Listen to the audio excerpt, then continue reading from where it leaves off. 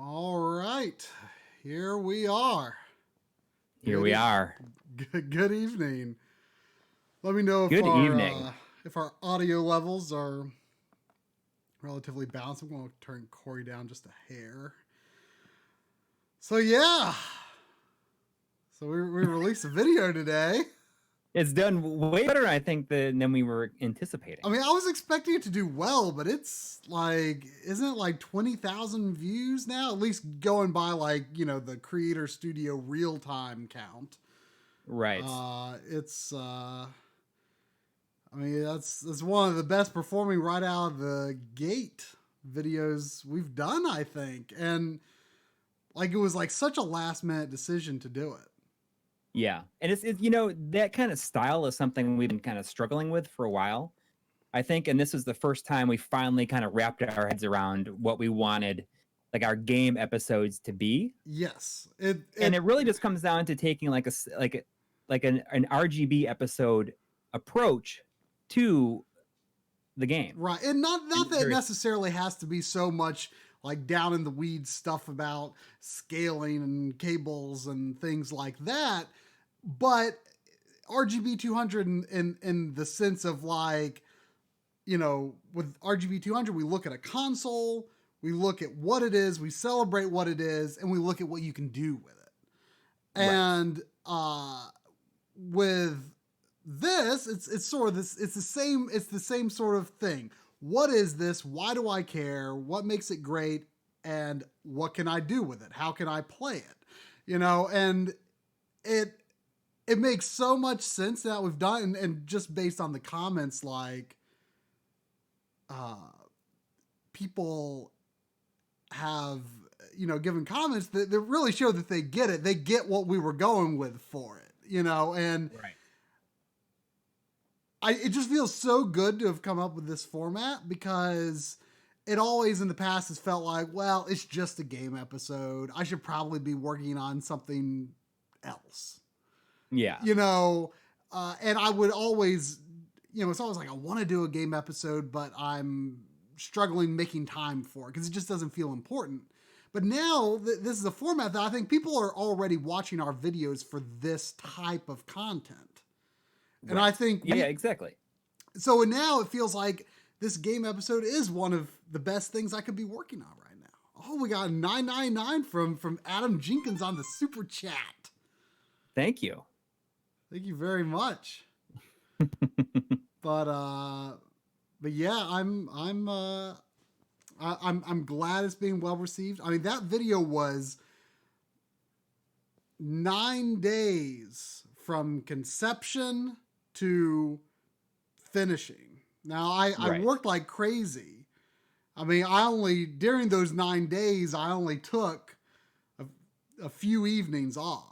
I mean, especially the last like 3 days of work were like basically, wake up to go to bed, right. working.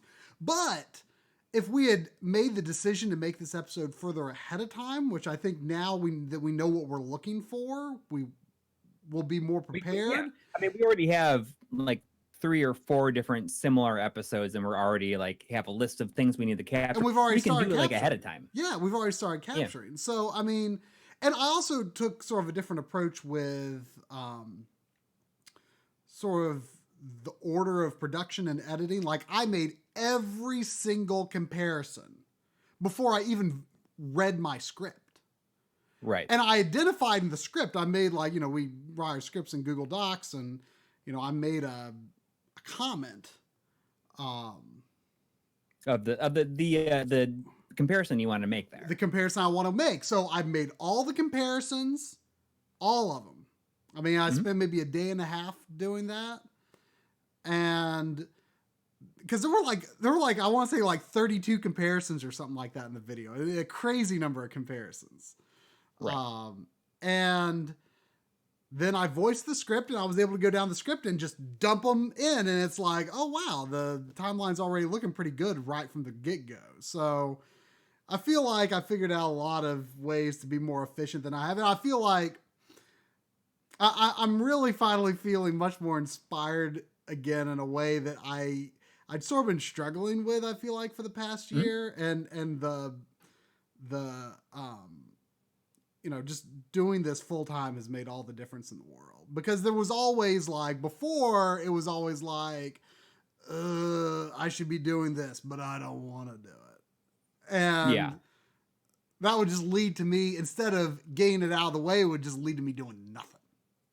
It would just lead to me doing nothing. It's a vicious cycle. And so now it's like, I want to get to work when I get up and get showered in the morning. I want to start working. So I do, and I need to settle into a better groove where I can, more consistently take my evenings off. But I think we're really figuring things out, and I'm excited about our projects, and it feels like we're heading in a good direction all around. So I'm excited. We're pretty reinvigorated right now. I mean, we have a number of things kind of coming together, and I'm excited about like just doing game episodes like this. Because a lot of times I think we struggle with wanting to play games, and we feel like, oh, we should do like kind of like these tech oriented videos, but this will give us more of an excuse to like play or replay games that we want to play. Neo Revenant Arbieth 12, the 12th, says that MLiG Castlevania episode could have been released on Halloween. I was kind of bummed at first that it wasn't going to release in October, because that was absolutely the plan. But then like that was like, because I think we came up with it the Tuesday evening before Requiem came out. We're like, we should do this. I'm like, yeah. So, I spent the days leading up to that recording what I could, writing what I could. And at first I thought this was going to be like a 12, 13 minute episode. It always becomes more than you think it'll be. But then Coury said, why don't we make this style of video, this primer style of video? That's the kind of that's a term that we kind of use for it. We're using it. We're using it internally for now. I mean, that term might make sense on certain videos, but we felt like that made the title for this one too clunky. But internally, we're calling it a primer, basically. Like the stuff you need to know to get started. To get into something. Yeah. What is this? Why do I care? How can I play? And of course, there's always the question of, well, why not emulation? But I feel like we're talking about the versions of the game. And if you want to pick one of those versions to emulate, go ahead. But there's like a bazillion things you can do with emulation. So we just want to talk about the versions and what you can do with that's the most interesting thing. To us, that's the most interesting thing. And the different approaches that are out there, that have been released officially. I think it's interesting to see like what different people have done with it. But yeah, so I may as well get started playing here. I think I've been a little perhaps over immersed in Castlevania this week, so I thought about playing a Castlevania game, but I thought instead I would play something maybe Castlevania adjacent, which is the PC Engine Super CD system. I guess it's kind of a remake of the first Valis. My only Valis experience so far is the Genesis version of 3, which is considered inferior to the PC Engine version of 3, which I actually got not too long ago. So this is actually only my second Valis game. These are like I kind of think of them as vaguely Castlevania-esque, vaguely.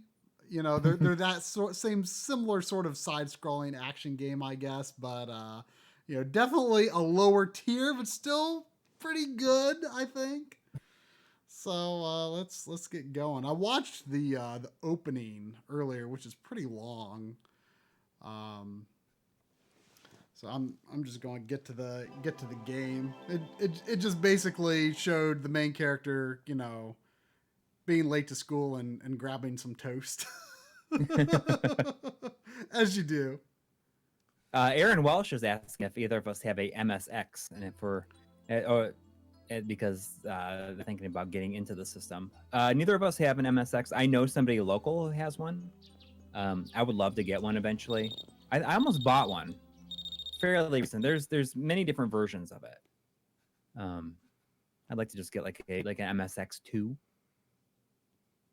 at some point.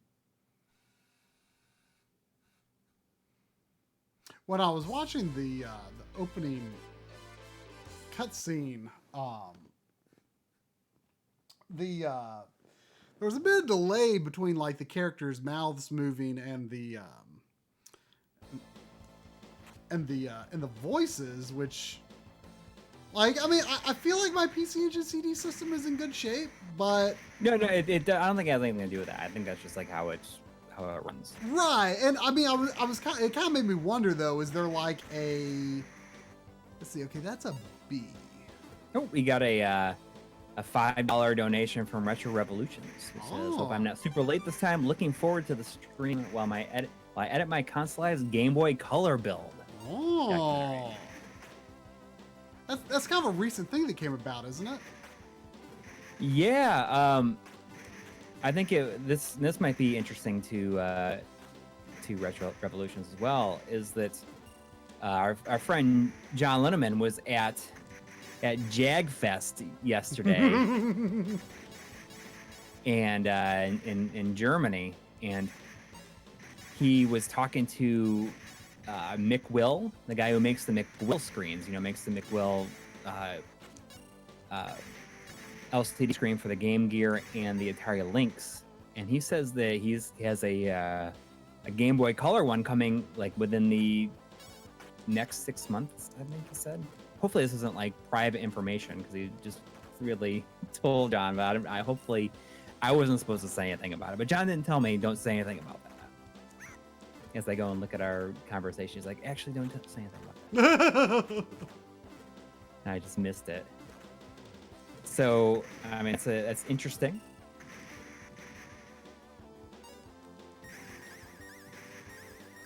So she's got her Valis sword, which is still like she's still in her like regular human form. She doesn't have the Right. I assume that'll happen maybe after this level. So there's like, I picked up a B and H. This is H, which, I mean, seems pretty broken.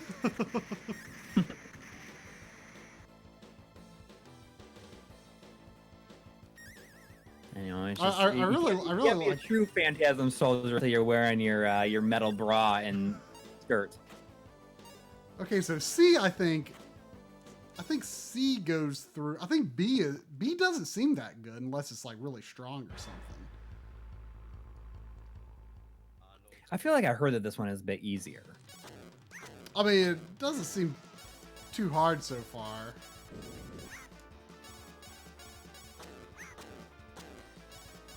I think I've heard that the fourth one is very difficult.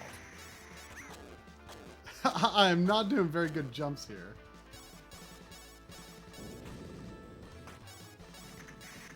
Oh, I got him.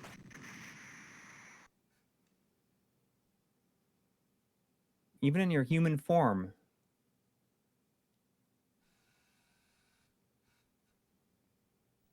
I mean, this is definitely something I would like to get one day. Yeah, I got it last time I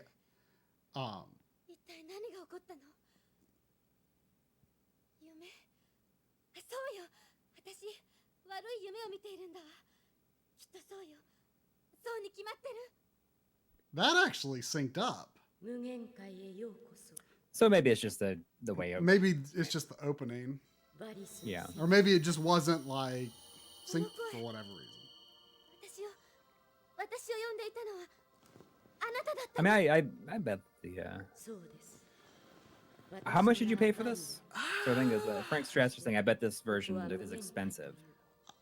I forget if I paid $40 or $40 is the base price, because I bought it, I believe it was on the day that eBay did their sort of like counter Prime Day. Mm-hmm. You got two as well, right? 3. I got the PC Engine version of 3. I don't have any version of 2. I'm pretty sure it was the 3 I got.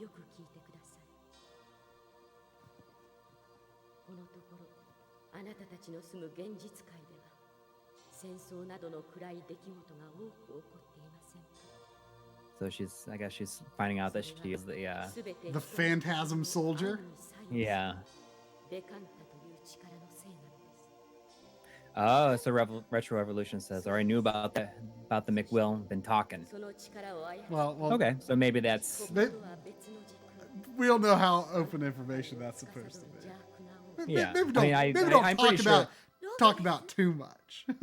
Yeah, not only that, but if you're talking about a Jag Fest, then you got to expect people to find out. I think Jagfest probably has a lot of hot leaks coming out, Yeah.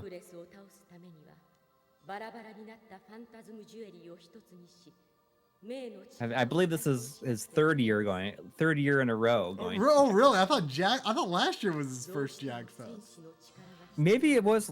I feel like it maybe because he was really talking the about first year that I met him, and I found out that he was from here. Mm-hmm. He was saying he went to Jagfest.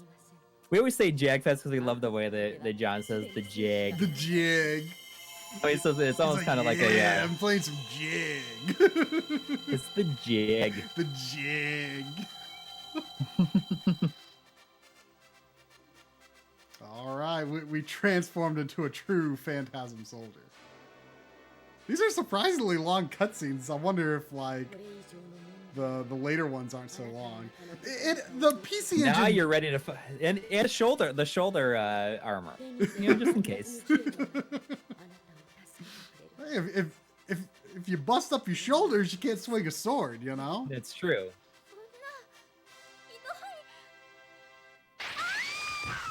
I mean, I love this style of anime. I don't really watch. I mean, I don't watch new anime, but I love late 80s and I do love the early to mid to late 90s style anime. I mean, the style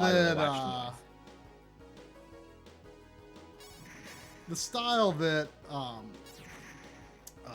PC Engine CD and I guess some Sega CD games like Popful Mail. Oh yeah, have where it's not encoded video, but it's a sequence of really high quality stills. Right.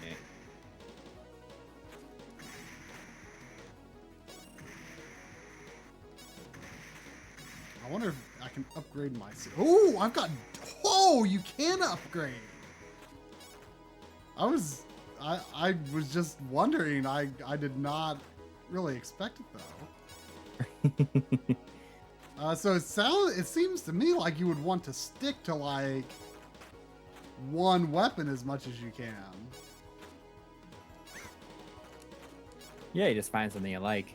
Yeah, I mean the homing's pretty awesome too. But this goes through enemies. Oh, okay. So Artemio's here. Oh. It says so the animation. Well, what's A? It says their background graphics overlay with overlay sprites for animation. Wait, did I see a So I assume that they're backgrounds, and then it just has the animated mouth as sprites. Okay, that makes sense. Well, I mean, you would think something like that would be done more often on Super Nintendo, but it's really not very much. I mean, I have seen things kind of like that on Super Nintendo, but if the Super Nintendo CD had come out, it probably would have been done more. Yeah, I mean, I guess it's just the amount of stuff it would take. I mean, I was. Leo Laserfrog is here too. He says, "I love me life and gaming." I still have that sound file of you saying that. All the different opening spots you did for it. Pretty funny stuff. So Artemis says it takes a lot of space for the time. Okay. Interesting. So That's cool. I feel like Artemo probably is a big Valis fan. He seems like he'd like Valis. Let's see, what is the start at? I have no idea what the start is. Oh. I wonder if that is tied to what weapon I have. I just tested to see if I have an up and, what would it be? The up and Oh, two. look at that. I don't know what it did. Earthquake. Yeah. I'm not sure if it's like tied to my, or select button doesn't do anything. I don't know if it's tied to my weapon or what. Perfidious Leaf had a question for you. Okay. Specifically, it says, this is going to sound super weird, but I'm curious. Is try short for anything? I never heard of anyone else by that name. So you want to kind of give like some background? I mean, I don't think that it's ever been really talked about. Well, I mean, it's just. I'm saying like on the channel in any form, I guess. I mean, it's just my ancient gaming name, you know. But it was. I mean, it was like based off of like the. Isn't it like based off of the like mispronunciation or whatever in Wind Waker? Is that what it was? Oh, like the Triumph Forks? No. I mean, Triumph Forks became a alternate. Your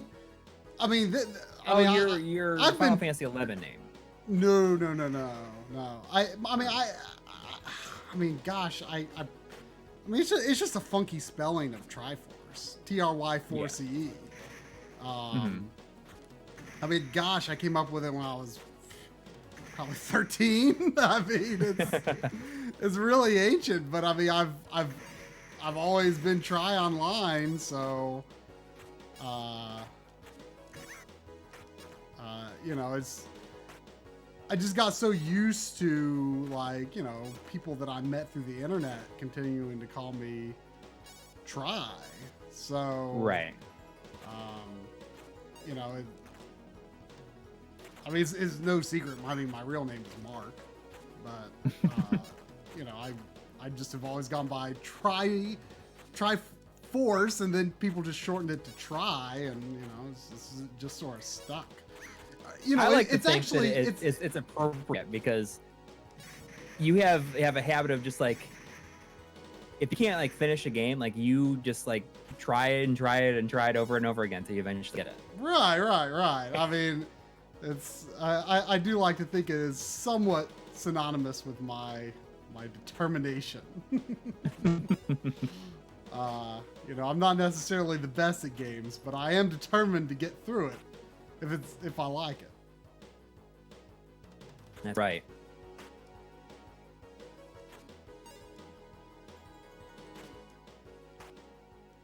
There's another question here. So what kind of retro games do we prefer? 2D games like this or 3D games like the PlayStation or N64? I mean, we like everything basically. I think we like both styles. I think you just barely made that jump. Yeah. I don't know. I will say that, like, you know, I never thought I would be nostalgic for the look of PS1 games, but I definitely have been a lot more. Oh, you got a slide too. We got a strider slide. Does the boss have a health bar? I don't think so.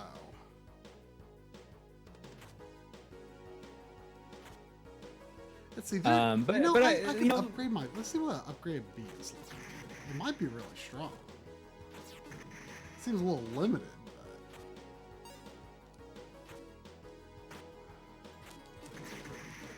But I mean, we basically just like what we like.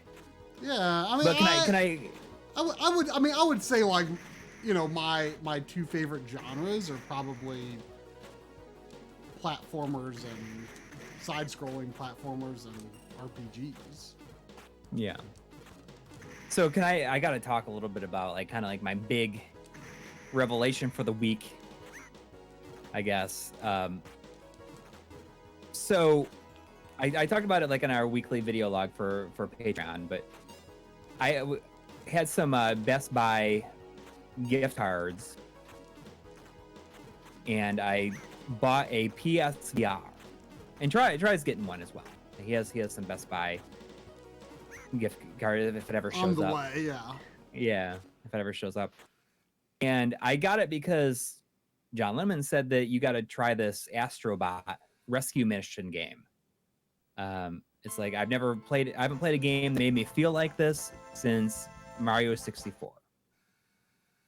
Now I'm not a huge Mario 64 fan, but I can appreciate what the idea of saying that means. Yeah, yes. yeah. So I ordered it and it came, and like I guess I'd never really tried VR beyond like, trying Job Simulator one time, and it's neat, but like I never really played anything. Anyways, I booted up this Astrobot is kind of like my first VR proper experience. game, I guess. Yes, exactly. You told me to not watch very much of your video because you didn't want me to be spoiled on it. Yes.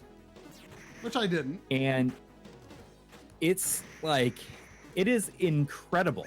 Like I don't want you to be spoiled on it because seeing it like in 2D, just like on a video screen, does not do it justice and like what it actually feels like and what the experience is like.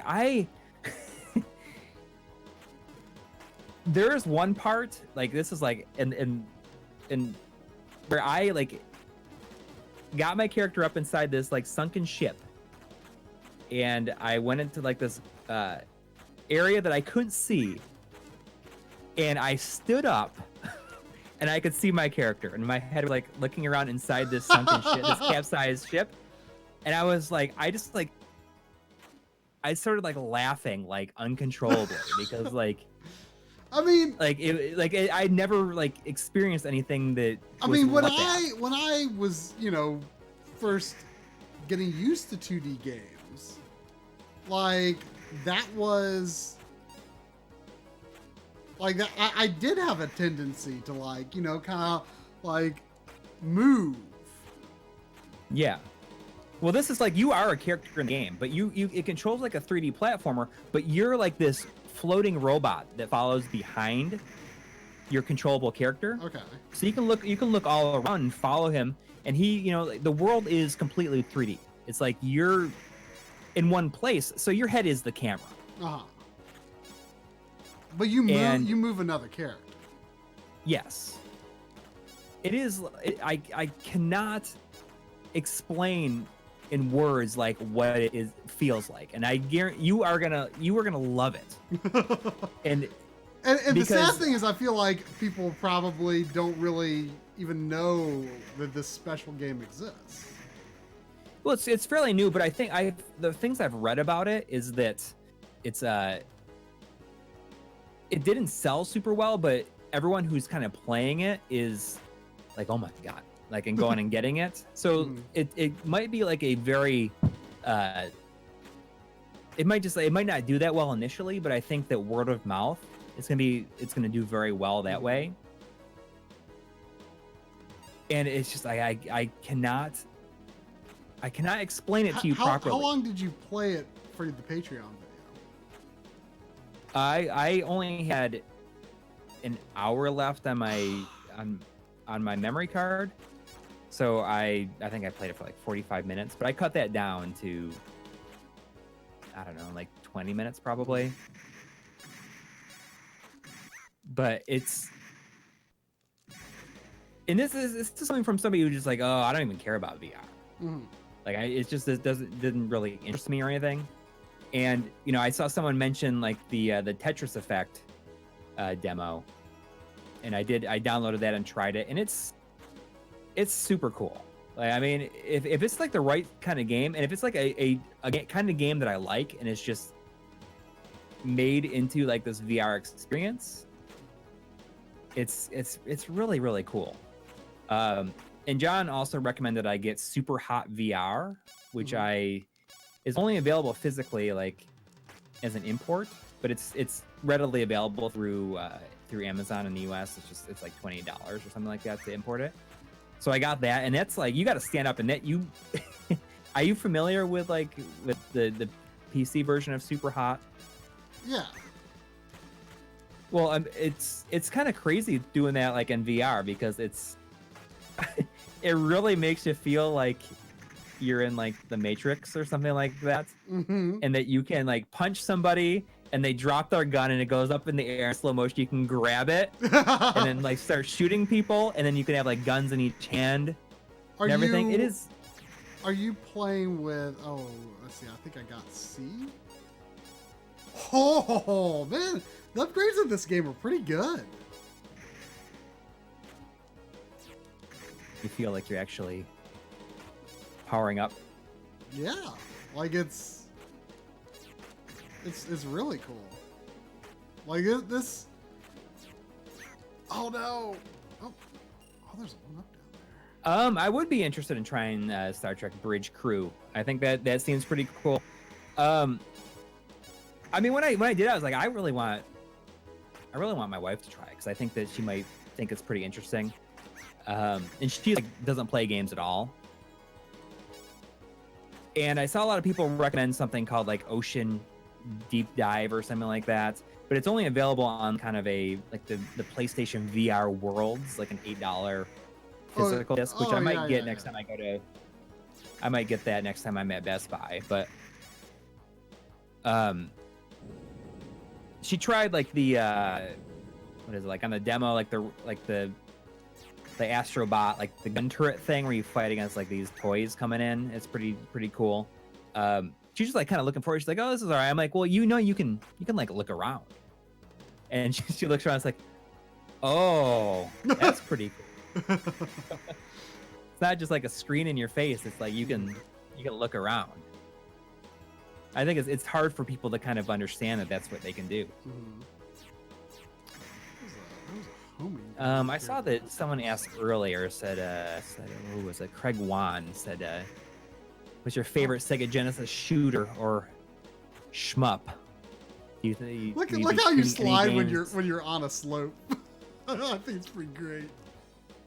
Oh, do you not? She doesn't lay down? No, she has a. Oh, she's on like her knees. She just like kneels and slides. I think it's hard to say like what my favorite Genesis shooter is. I want to say that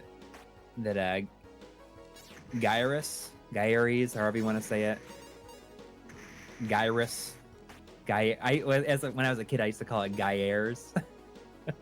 I feel like that might be the best shooter on the system.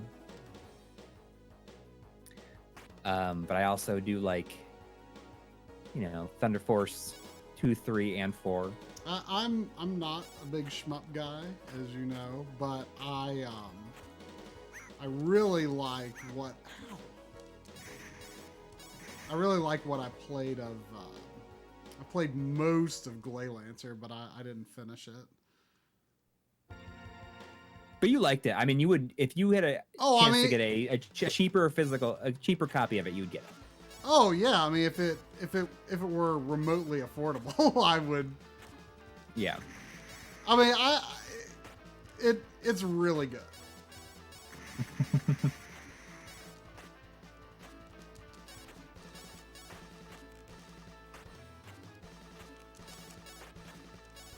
But yeah, I mean, there's a lot of good shooters on the system, but I'm not particularly good at them. I will say that I feel the hardest shooter on the system is probably Hellfire.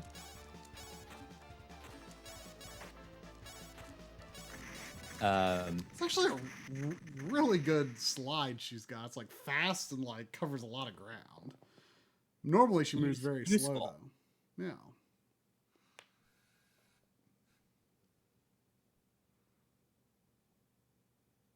I've not played Twinkle Tail.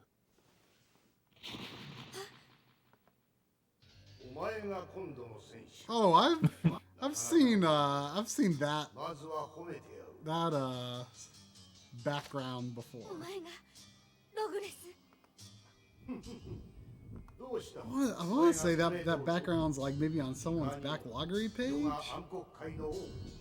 It might be the guy that you bought Rondo of Blood from. Oh, who I was supposed to buy this game and 2 and 3 from. He never responded. Let me see if I bought a lot of stuff from him. You bought. I bought Fantasy Star 4. No, I bought Valis 3, the Genesis Valis 3 from him. I'm gonna check how much. I actually got a really crazy deal with the coupon for that eBay Prime Day coupon. I mean, it was a really good coupon to begin with. Mm-hmm. And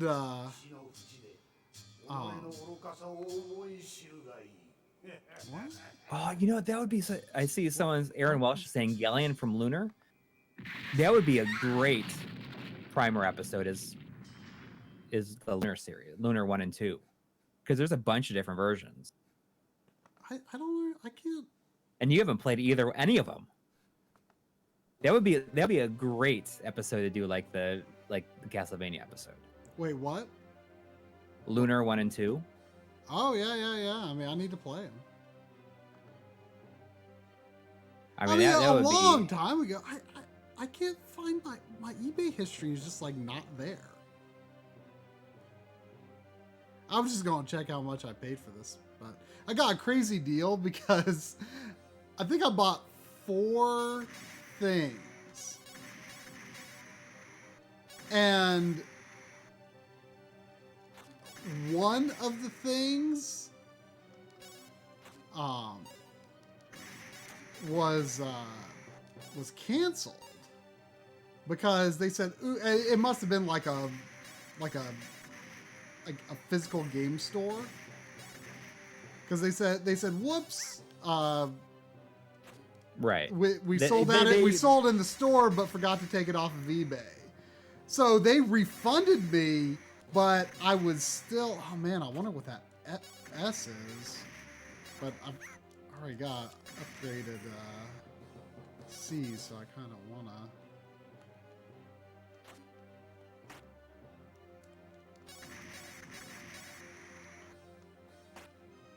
Yeah, Seppi says I think that Lunar is a series that Tri would like and would enjoy. I agree completely, especially since it's very, very traditional.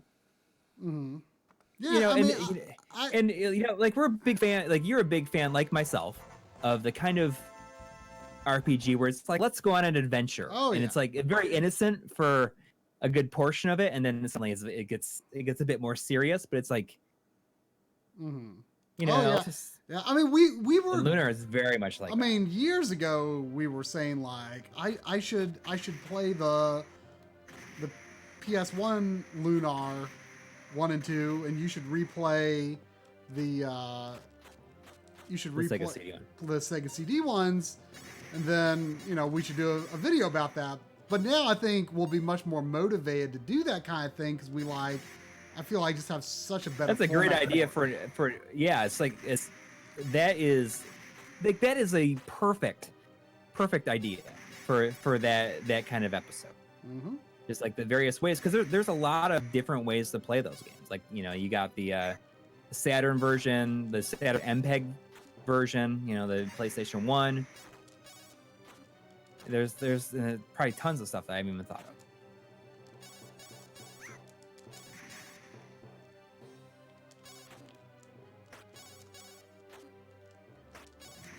I would say that I've completed my working designs collection, but I've decided now that I should probably, if I want to really truly complete it, I should have the foil stamp version of Lunar Silver Star Sega CD version. I have the non. Well, I mean that's I mean you're. That's a slippery slope, because then you could get into the Magic Knight Ray Earth variations. But it's not the same as that. This is like foil stamping on the cover. It's like a totally different packaging. It's not just like disc art that's different. It's like there's, the version I have, like the first pressing was before Working Designs did the foil stamping on the covers. So the first version of Lunar is just like normal, and then they did a reprint of it, and then it has the foil stamping on it, which I think is just kind of a good, like that makes sense of like variants. Like that's the kind of variant like I can get behind like having. Oh, it doesn't hurt him because he doesn't walk on the ground. Yeah, I just wanted to test. I assumed it wouldn't, but it does sound like a rabbit hole. But I don't think that I have noticed that I would get 3 different versions of Magic Knight Ray Earth for $400 a pop. That's not gonna happen. But I feel like Lunar like I can do, because that makes sense. There, yeah, the second printing had different art versions too, but I mean, I just want a foil stamp version.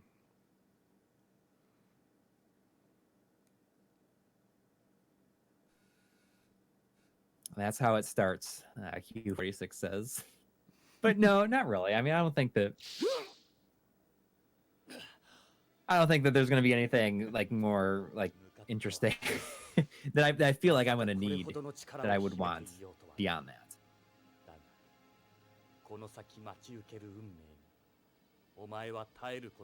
Well, I don't know what Victor Ireland is up to these days. I would like to know. I mean, to do a Working Designs documentary is like a dream project, I think, for me. That is pretty darn near the top. And we kind of like were put in contact with Victor Ireland to talk about it. He's like, oh, you know, like, this is something we'd like to do.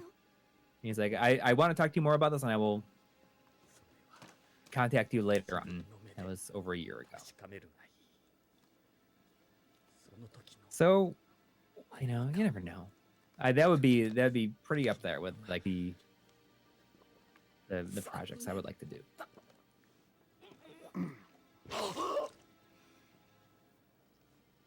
See, I'm definitely glad now that I'm playing the game and seeing that the lip syncing is matching up in the game. Like, just because it wasn't in the opening, because I was a little worried, because I was like, you know, because like there was that really long load time before fighting Shaft and Rondo. Right. It was like 10 or 15 seconds, I think. I heard a donation come in. I'll wait for it on the stream to show up. Callus999 donated $5. Oh, well, thank you.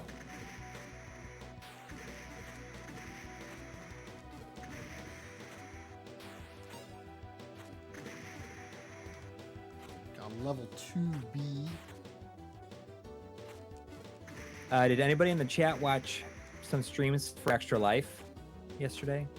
We were like back and forth on whether we're gonna do Extra Life, and then I think we totally forgot that it was even happening when it was happening.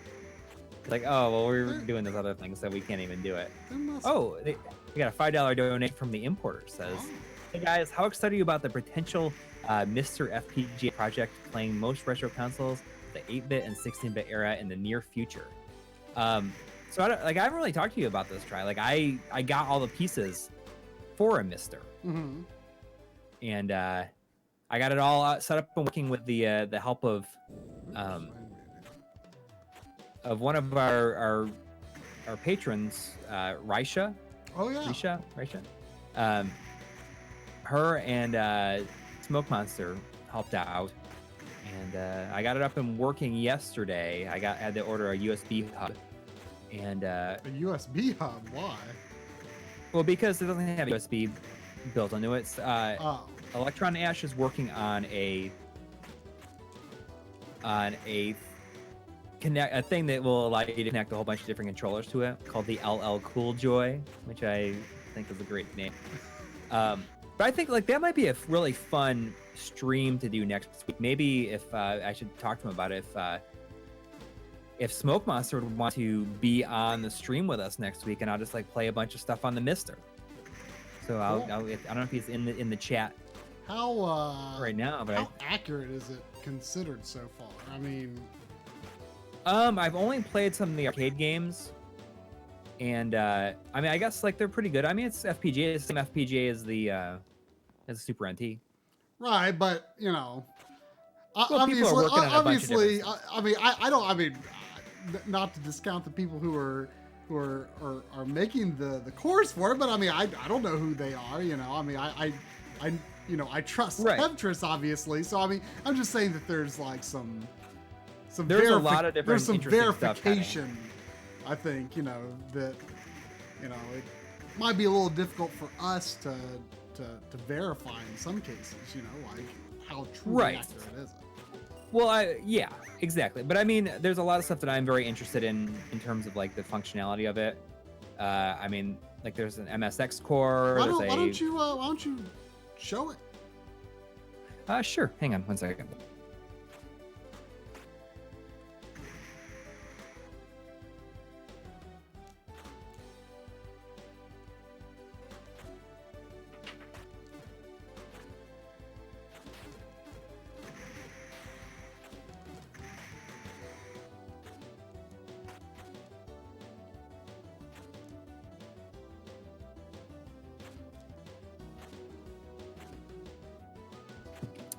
All right.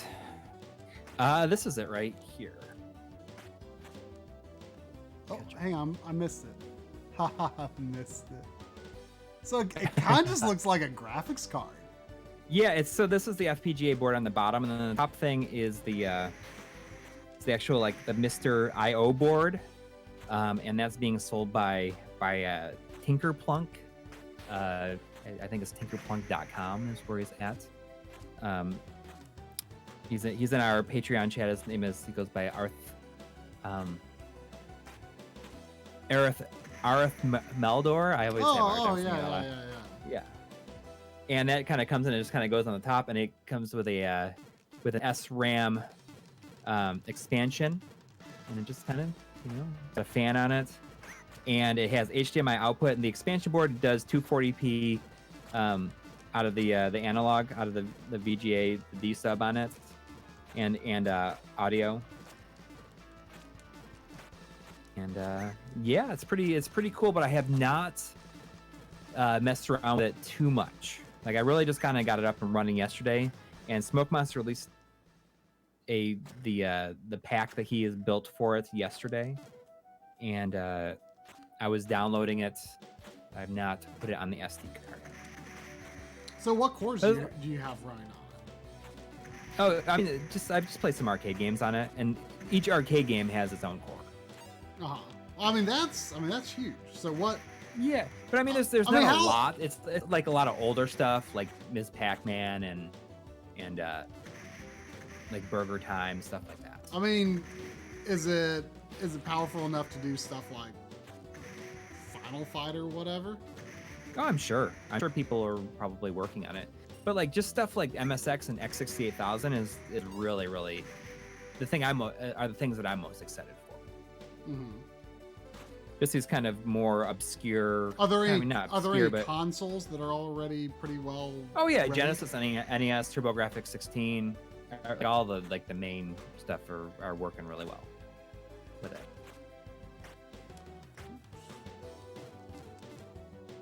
But you can do analog out of the D sub and HDMI at the same time if you wanted to.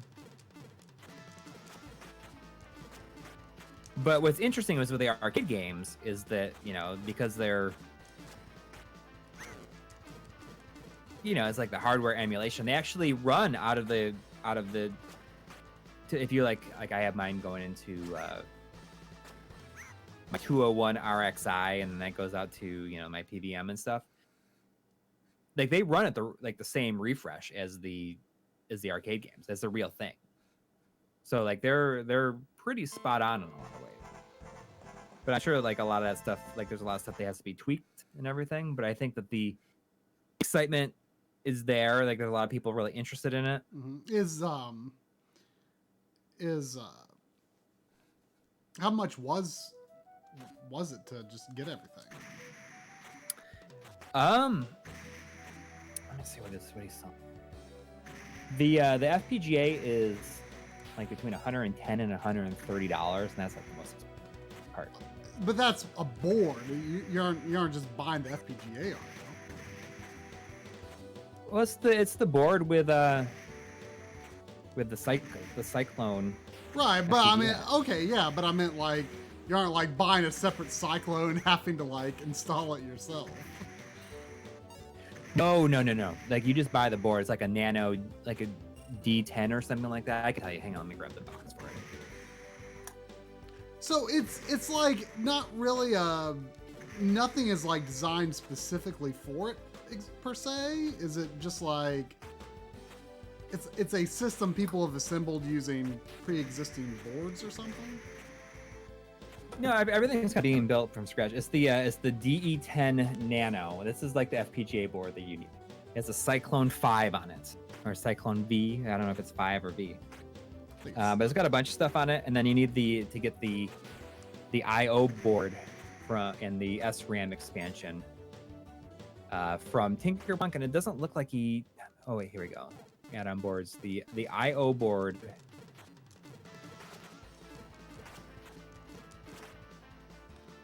I don't know if he has them for available. I think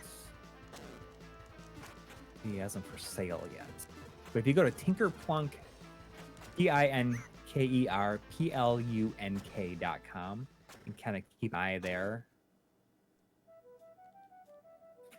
But maybe that's what we'll do next week. I mean, that sounds like fun. I don't know if people in the chat would be interested in that. I'll contact Smoke Monster. It'd be fun to have him on and kind of have him, because he is just like, he's like the real, he's been the one really pushing it a lot, and it's like a lot's been happening with it lately.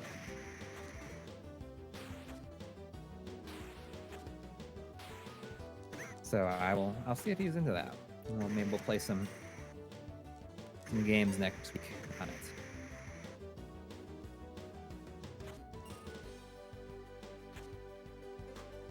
Yeah, I'll try that.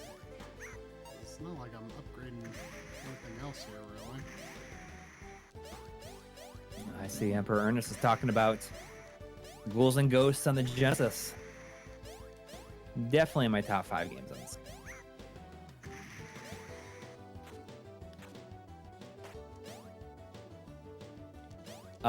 So I see CRC 420 is curious how those new GameCube HDMI. I'll wait for My Life in Gaming to review those. So you're doing. That's kind of what I'm going to do next. That's gonna be the next episode. Basically, I'm going to start working on it this week. It's gonna show the Eon, the Carby, and the GC Dual. I believe is like the lineup. I know there's a Zelda XP Pro, but I'm not sure if those are like even easily obtainable at this point, or if I mean, I don't know if a lot of people are even buying from him directly that much at this point, with the other ones being as readily available.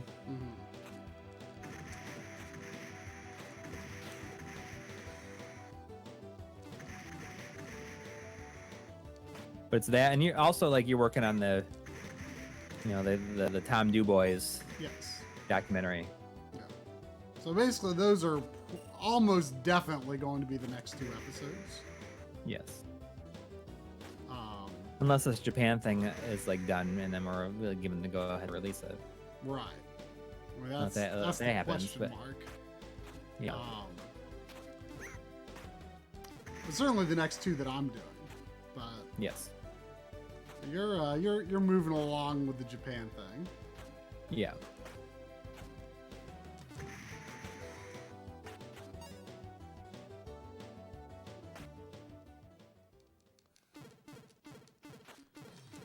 This is pretty tough because it's just hard to get to the boss with much life. Oh yeah, I see Aaron Welsh is saying, have you gotten your upgraded GameCube from Jason yet? Yeah, we actually streamed it last week. Yeah, I streamed with it last week. So I actually streamed with it before his video came out. He did an incredible job with it. It's very cool that like he made a video out of it. I didn't know he was that. Oh. So because it was not just installing that, but it was also removing an existing HDMI. Yeah, I mean he did it. Yeah, he like put like the logo on it. I got one for you too. He sent one for you, like the little the jewel that goes on the GameCube. Oh. He had custom. He had custom ones made that has our logo in it. Oh, and he our also logo. just yeah. Oh. And he also just sent us ones that are N64 jewels. That has our that go in the front. That has our logo in it. Well, in the front of an N64. Yeah, you can just like take the little N64 jewel thing that's out in the front of the console, where it says the actual console name, and it's like it's one of those that's just like has our logo in it. Oh, I didn't know you could do that. Yep.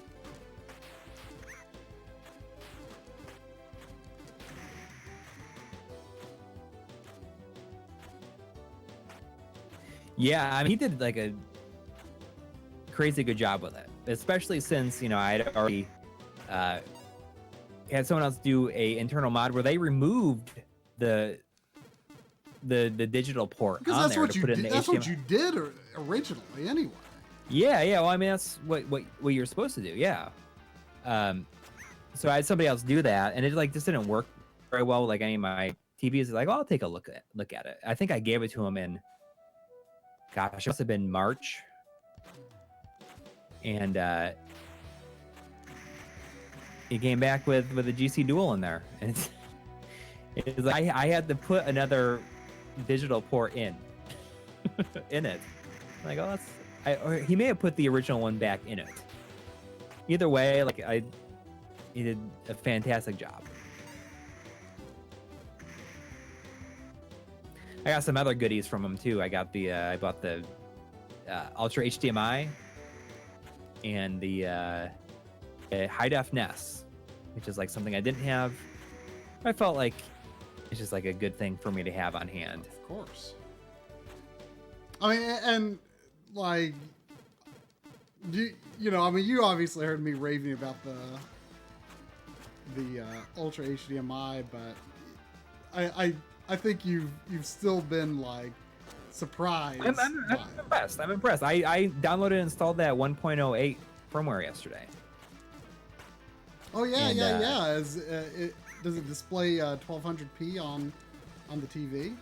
Yeah, and that's what's cool about it is it says that, and you don't even have the option. You can only select integer. You can't select like integer plus or anything like that. Ah. Oh gosh, I actually got him. That was a short level, but just kind of tough. Whoa, that's. Hang on a second. Let me find. I can get the jewels, and I can tell you who did them. Been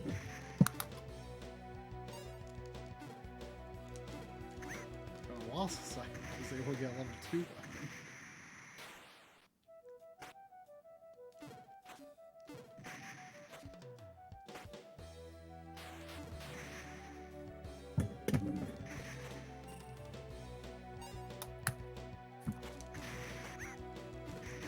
All right, so this is the one. This is like the jewel. This is your jewel for GameCube, like right here. Oh man, I'm so using that. That's amazing. And it's from Rocker Gaming. And here's your N64 one right here. Oh, that's so cool. How do you? I always assumed the N64 one was like glued. Like, I don't know, but I mean, it has little strips on the back that you can pop in there. I'm not sure exactly how it works. I'm sure we can figure it out. Oh, so yeah, these are yours. I think actually, maybe the homemade is a mistake. Oh, Smoke Monster's back in the chat. So I'll message you like either probably tomorrow, I'm guessing, is when I'll do it, is see if you wanted to be on the stream next week, and then I'll play a bunch of Mr. stuff. Might be a fun. I was like, where's that voice coming from for a second? I expected a feminine voice from that character, but whatever, I guess.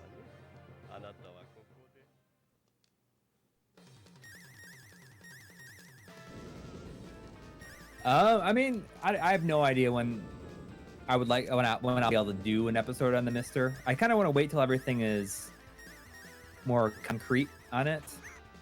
I guess more just everything is like working like close to perfect.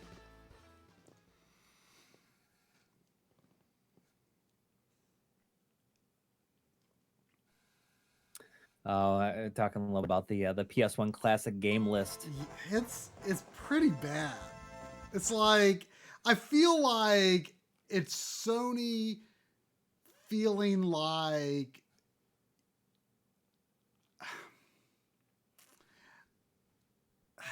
I don't know. Oh shoot! It put me back here at the game over. It's okay. I can handle this. Just gotta be a little more careful with this. Well, I mean, it's not like it's not great, but I think there's some really good stuff on it, just in general. I mean, the Japanese list is a bit better. I mean, it's quite a bit better. It strikes me. Oh, I haven't seen the Japanese list. I mean, it's like Arc the Lad 1 and 2 on it and stuff like that. It's interesting. Well, there's like not even 2 of anything from the same series in the US one, is there? No.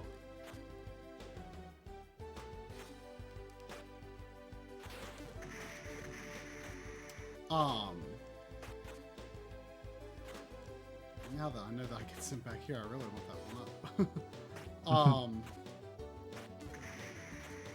But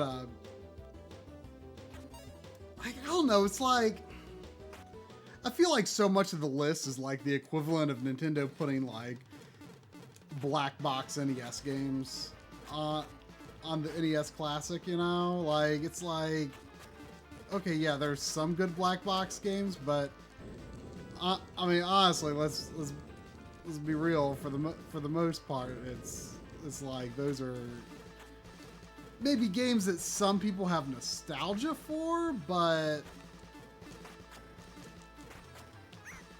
it's just I don't know. It feels like instead of appealing to like a core, and maybe the right to do this, I don't know. Instead of appealing to like more of like a core gamer audience, I think they're trying to appeal to more the oh dude, I remember playing Cool Borders so much.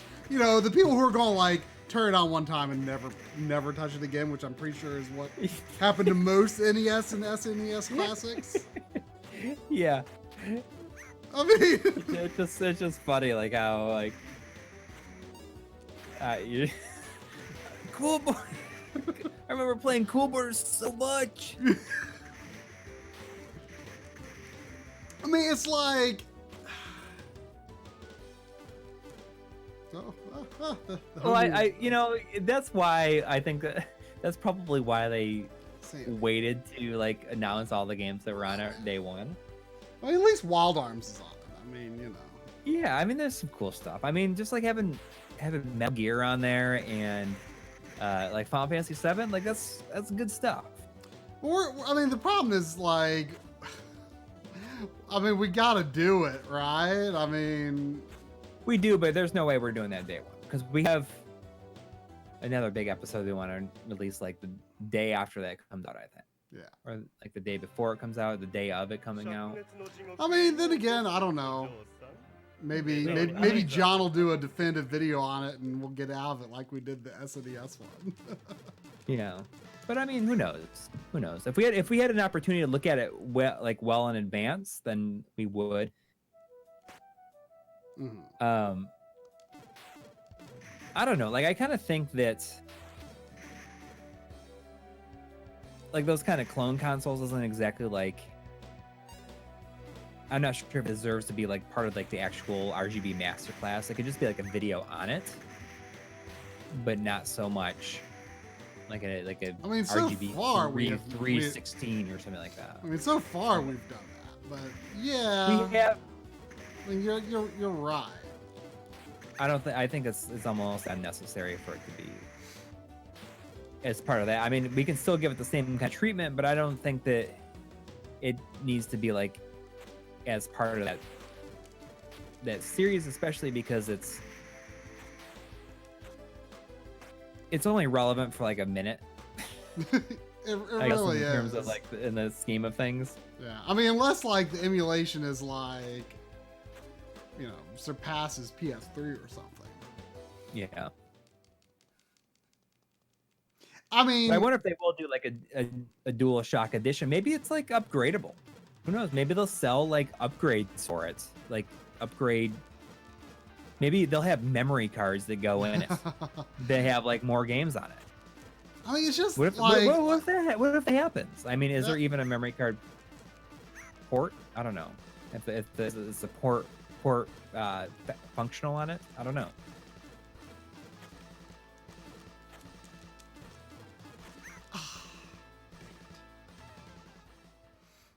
This is the last guy. I'm guessing no.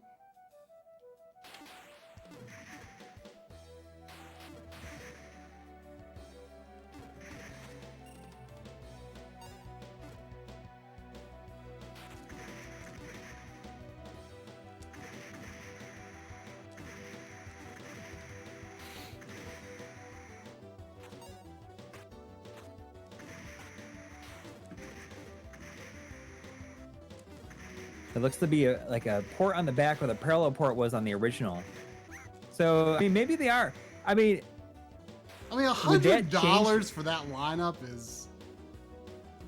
Yeah, but what if they made it so that you could buy, 20 more games for $20 or $30? I mean, that'd be pretty cool. I don't know. I'll believe it when I see it.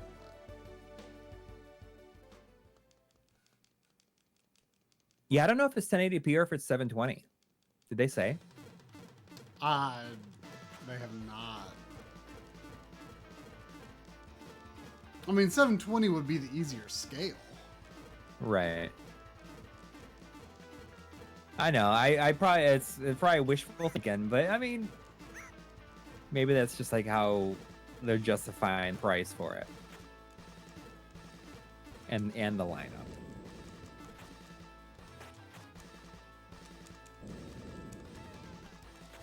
I mean, it'd be interesting. It'd be an interesting. Dang it.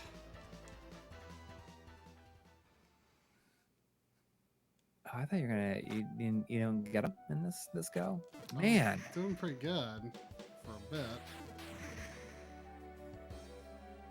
It's easier to build up your health in this level though compared to the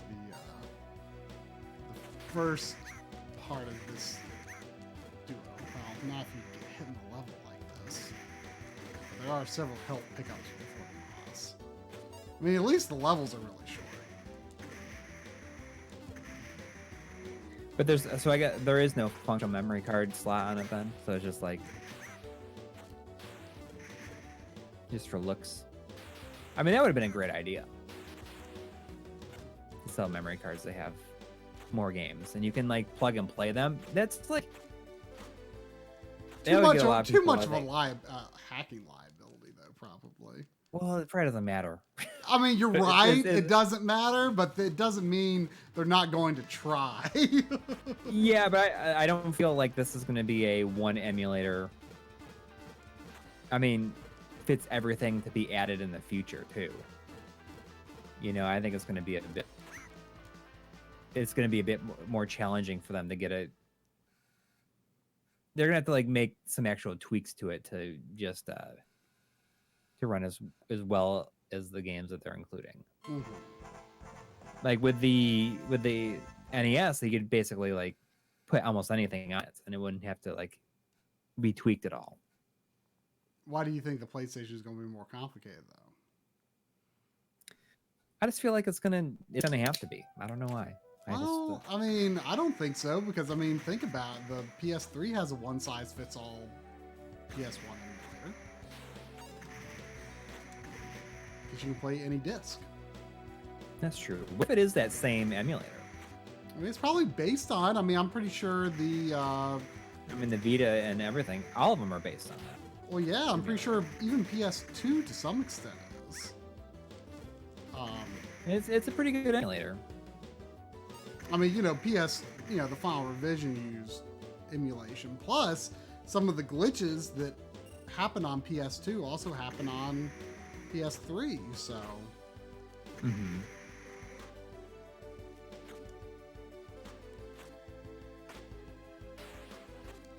Just too many ifs. Yeah, it's true. Yeah, it's a lot of ifs. It's $100 and it has a bad lineup. I mean, that's just the facts there. Yeah.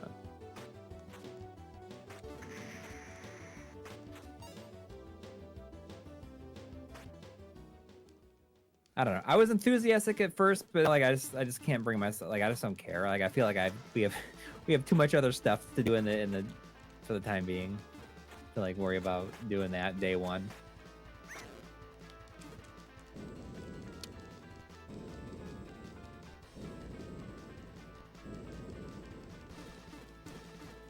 It's cool for Emperor Ernest says it's cool for the casuals, not necessary for a lot of us. And I think that's, you know, the NES Classic was kind of the same way. Yeah. I mean, before being hacked, absolutely. Yeah. I mean, it's for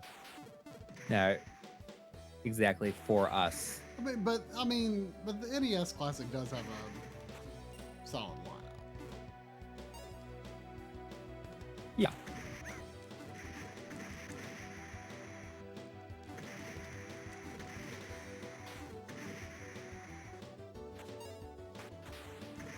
But I mean,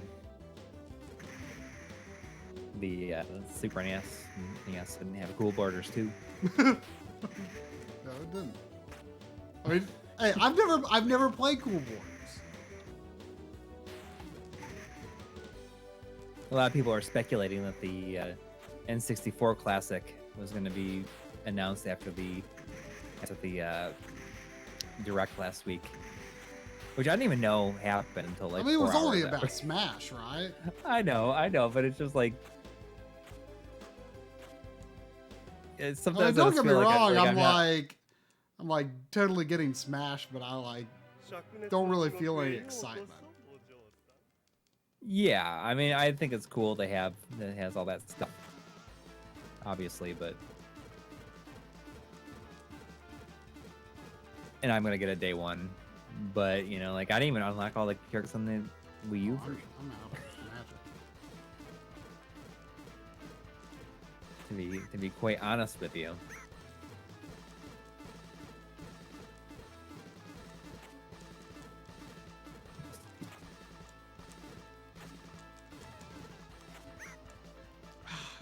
You gotta get out of there when he does that. When he jumps across the screen, I don't know if he I bet you, when he jumps across the screen, I bet you can slide to the other side. Right, but what I was trying to figure out is, does he always like go all the way across, or does he go there because I'm there?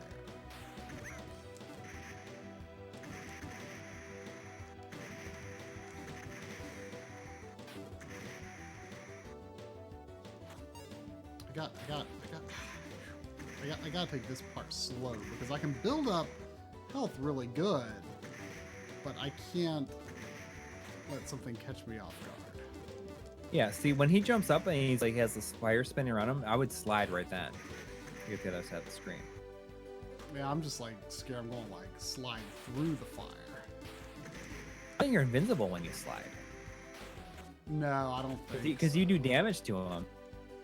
I don't think you're invincible when you slide. I tested on those big robots, the ones that don't die in one shot.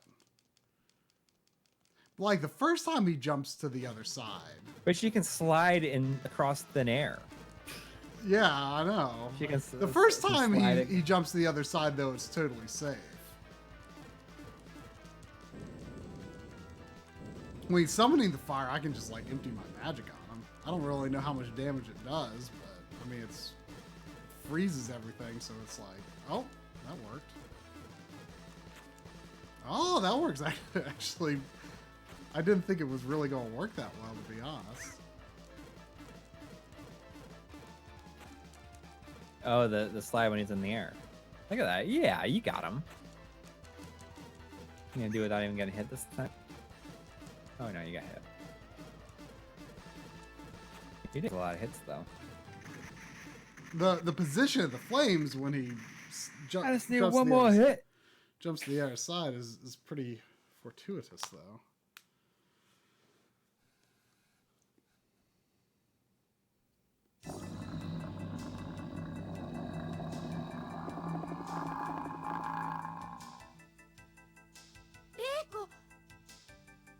Is an N64 mini even possible?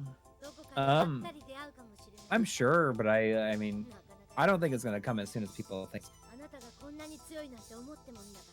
Well, of course. I mean, Nintendo did really good N64 emulation on the Wii. In my opinion, I'm not aware of any like that's true. critical errors in their officially released ones. Yeah, N64 emulation's still not too good as far as unofficial goes, as far as I know.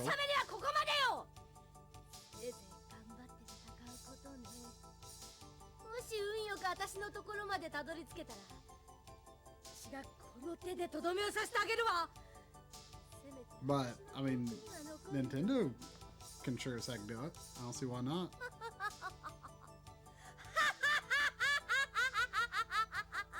That's quite a laugh. Well,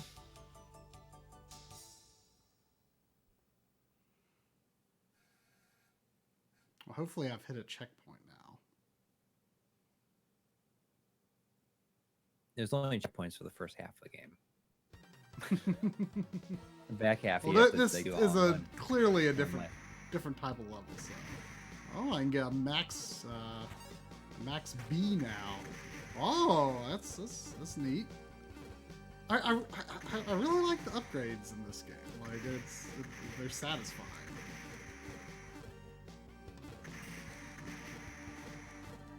Whoa.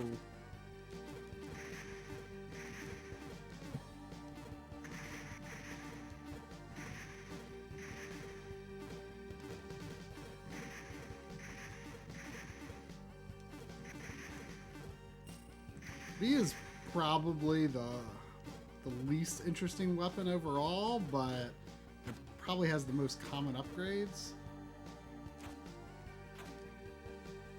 Did anybody in the chat go to the what is it, the Retro Game Con? It's in Syracuse this weekend. Anybody here go to it?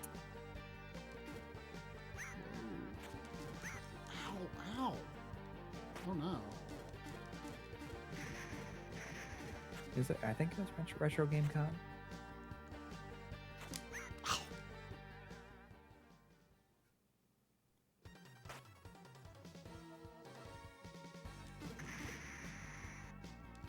Oh, they respawn too. Yeah. You seem to be kind of far behind tonight.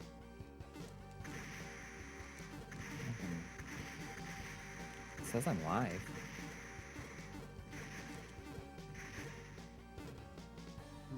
This one's a C. It's a little bit tempting, but I think at least I think it's a C. Oh no, it's a heart. There's a C somewhere.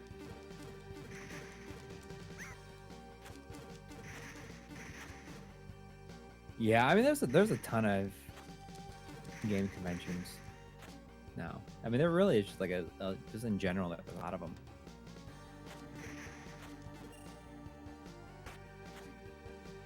Well, if I game over, I might try C next.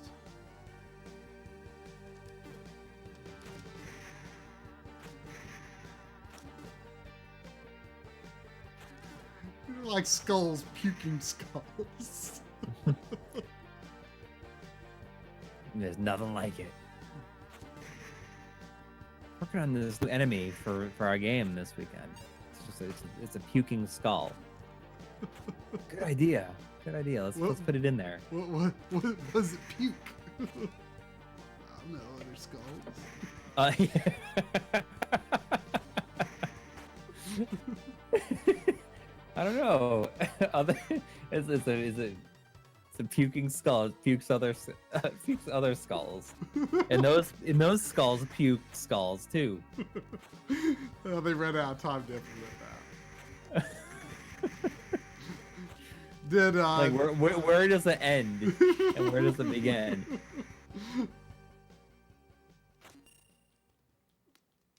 Oh, I can get a triple B. Did anyone in the chat notice that we had proper subtitles very shortly after launching? Yeah, we used the script upload auto that like automatically like detects like what the subtitle placement should be based on the script. Yep. So now that I replaced all of our old thumbnails, our next thing that we need to do is finally go and like fill out all the game lists on on our website, so that we can just point people towards that. They ask what game it is.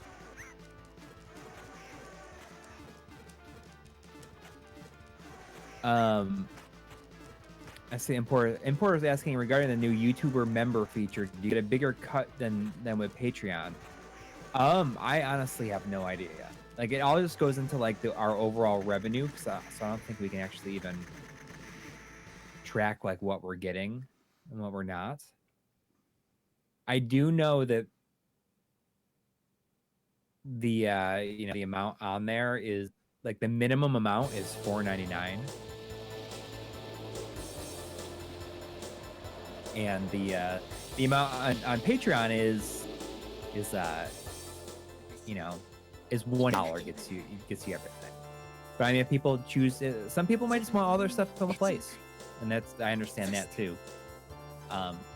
For people that don't know, we are doing weekly video logs on our Patreon and members, and the YouTube member thing. Which are like really basic, like yeah, but I mean they range from about like 18 to 30 minutes, like different subjects.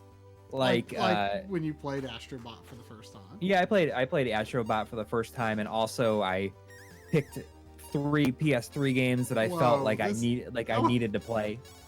That was an interesting intro to the level. I have no idea how I can control what I get, but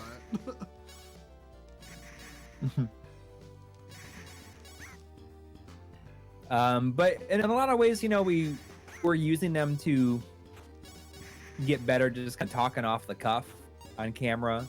I've sort of struggled with it a bit so far. Well, I think it's fine. I did not watch the thing that you sent me for this week's yet. What is the subject of it? So I was oops. Oh, interesting. If you've already got an upgraded, I didn't realize that. If you've already got an upgraded sword, then like your next thing is like already upgraded. That changes everything.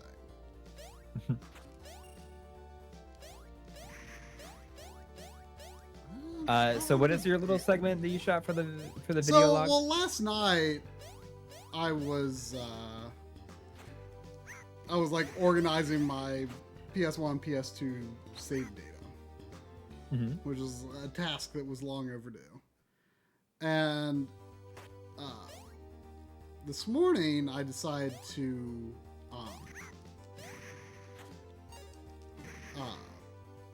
look to see if I could find like something at Lowe's, like, because I was thinking of like those little drawers that you can put like hardware components in or something, but like a very small one.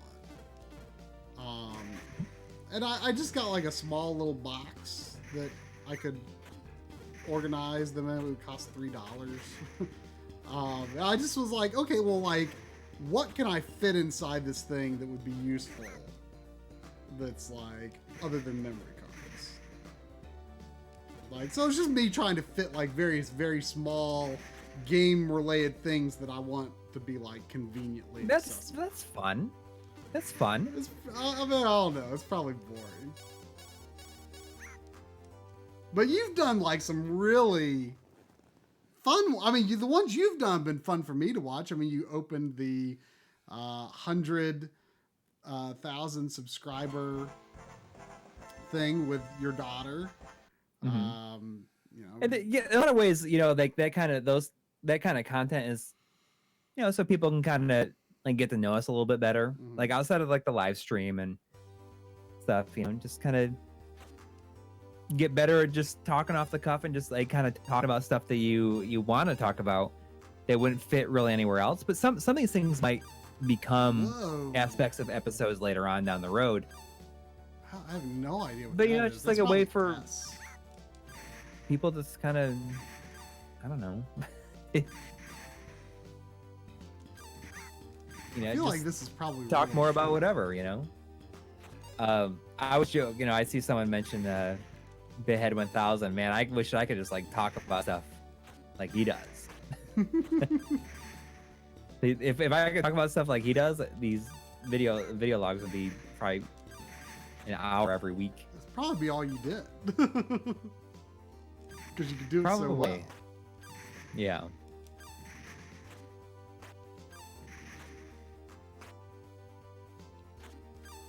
But you know, as time goes on, I think that, you know, they're gonna get better and better, and I think it's just like some fun extra content.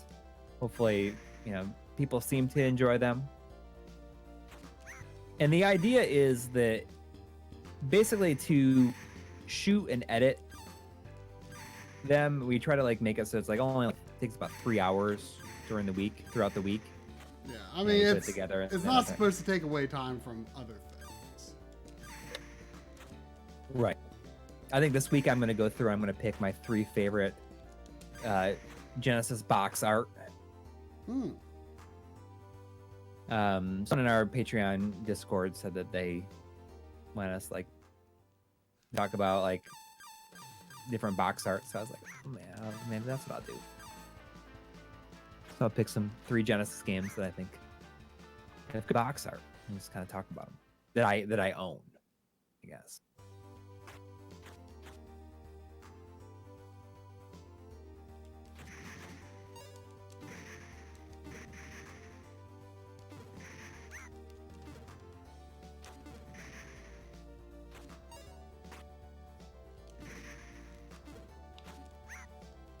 And you can really do that for like every system.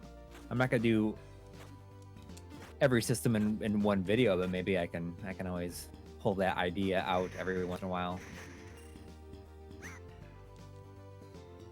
I'm gonna talk about how Dynamite Duke has my favorite box art on the system. I mean, fair choice. Yeah.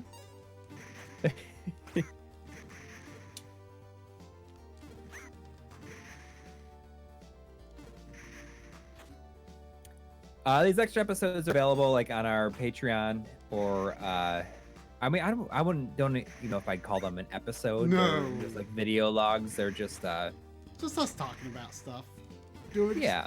Whatever we Like feel I said, like. just We're like kind like, of get us to know us, get to know us a little bit better in a more casual environment. yeah, I mean, it's more like, oh, hey, here's the thing I feel like doing. Why don't I turn on the camera while I'm doing Yeah. And we have a lot of other stuff. I have it shot. I just need to edit it. It's like a 2-hour video of us hanging out in Micah's basement. it? Oh, yeah. You know, that'll go up on Patreon because we just kind of shot that specifically for it.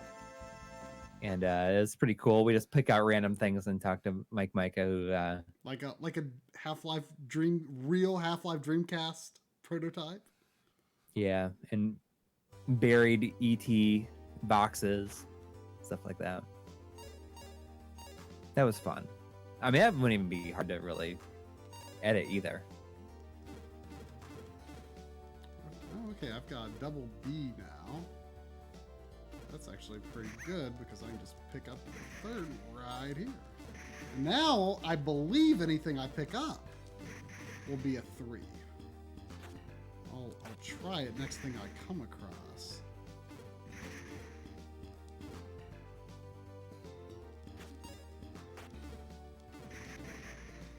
Oh yeah, the background does kind of look a little bit like Rygar. You could see that.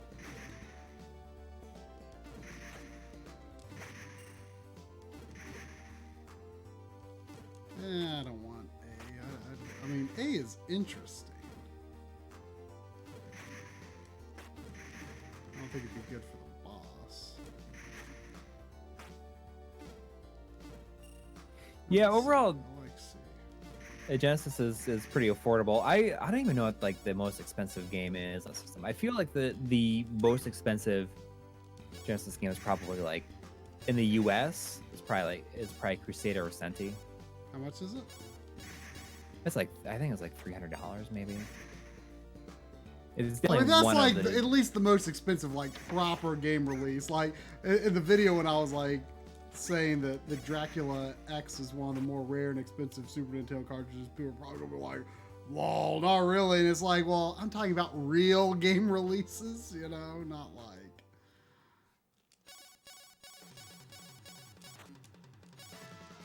Well, I know the Mega Drive, the Japanese Mega Drive version of Bloodlines is really expensive.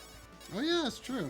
It's so interesting, like seeing some games like be like behind the case games in Japan, like Battletoads on the Famicom. Yeah.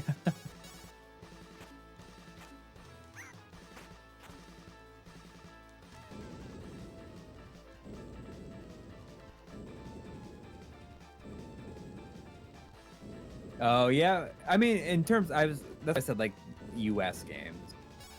I know Pulse Man, Glay Lancer is expensive. Just spam that magic.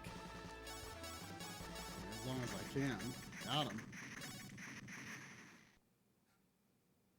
You know, I had this random thought earlier today while I was looking at my PC Engine games. I'm like, do I have more PC Engine games than Genesis games? And I don't. Bit close. I mean, not as close as I thought it might be. Like, if you count Hue Card, you know, American and Japanese Hue Card plus CD games, I think I counted 22 PC Engine things. And if you count Mega Drive plus Genesis plus Sega CD, got like 35 Genesis games. Not a crazy Genesis collection by any means. But I've got so many more PC Engine games than I thought I would have. Like when I first got the system, I do have more PC Engine CD games than Sega CD games. Oh, this is same old music, but It looks like it could be the last level. I don't know. I probably have to go through that castle in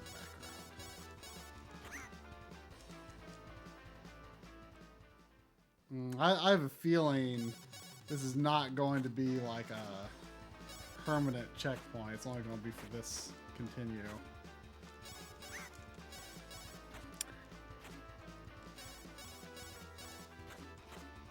Circe says, I'd like to see a little bit on the UK microcomputer sometimes if it's doable. I mean, that would be super cool to do, but I have no idea. Like that would just just think about the amount of stuff we would have to even learn. Yeah. To do that, you know?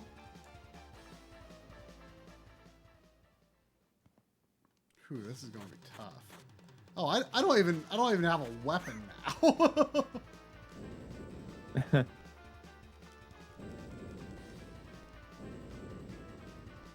Yeah, it would be fun to do it, but I mean, I'm not even sure. I mean, I don't know if it would be fun to do it, to be honest. It would be cool to be able to say we did it, but I don't know. Yeah. I mean, not that I'm not interested. It's just so daunting. Yeah, I mean, there's like a lot of people that, you know, that can do videos like that have more easier access to all the material.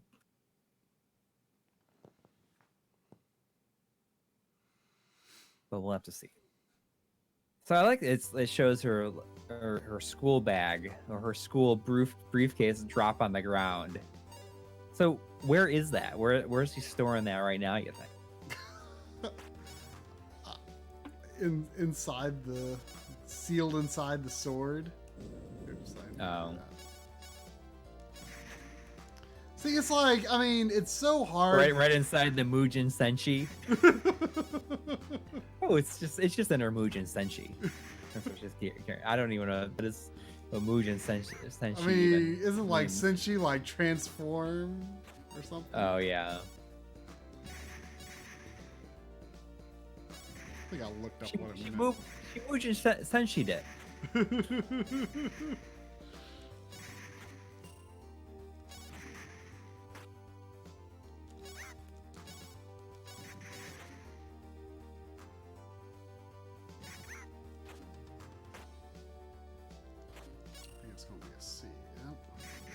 To be honest, I should probably be using my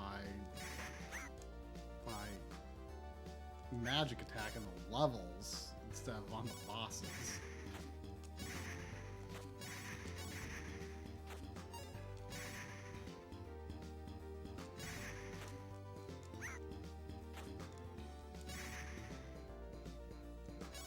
Yeah, I mean, there's Woozle's mod is coming out soon for the Game Boy Advance. Looking pretty good.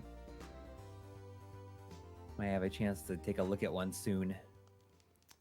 Very excited. Obviously, an episode on that. People love that Game Boy Advance. Yeah.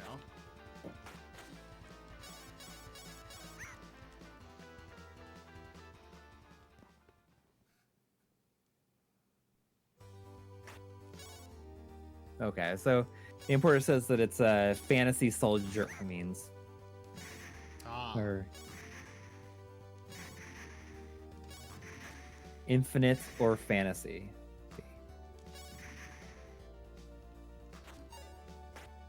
So it's probably Fantasy Soldier Valis. Or is it Phantasm Soldier? Phantasm Soldier Valis, the legend of a Phantasm Soldier.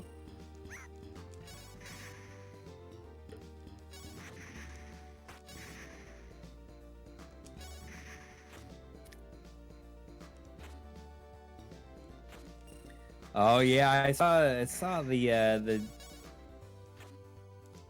I want to get a triple bypass put in my Genesis when they're like finalized. I saw So the one finished. guy. Yeah, I mean, they're coming up with like very interesting ways to install it too, which is kind of cool. Like, Just what do you mean? just the ways to run the wires. Like originally it was like I put on the top of the board, but I think there's this one modder, I'll butcher his last name, Leon Kiriluik or something like that. It's he had where he like mounted it to the bottom of the board and like ran the wires up through like a hole on the board. Like worked out really well. People are just kind of getting very creative with installing. It's pretty cool. I didn't realize how bad my health was. Oh, so it's only for Model 2 and 3? Is there anything for the Model 1? What I want is Master System bypass. I want jail bars out of that. I need to go to the bathroom. I'll be back. All right.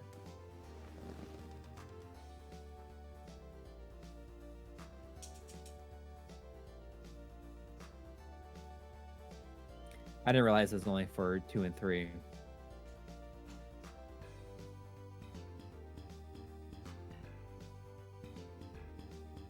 Well, I can probably get an extra 2. I have a 3 I could put it in. That'd be kind of cool.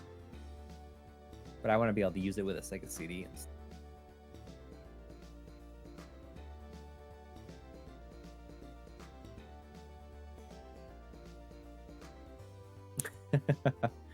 Doing okay.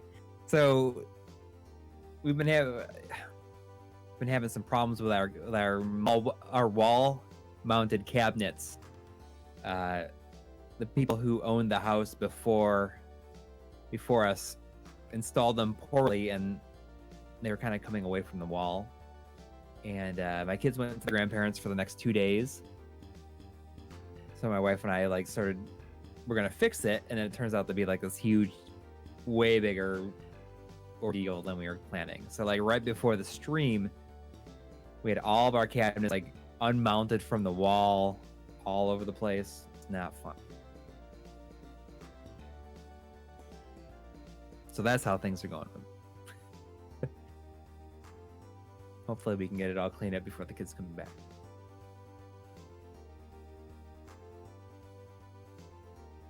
Oh, okay. So I guess I haven't been paying super close attention, but I guess if it's only going to be for audio, then it's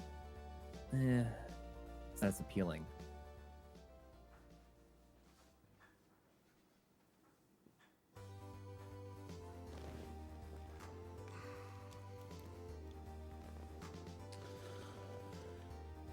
All right.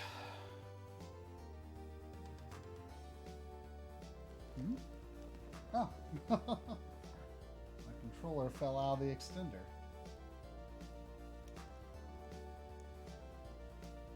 Are you there? Yeah, I'm here. Oh, okay. You just didn't say anything the whole time I was back. All right.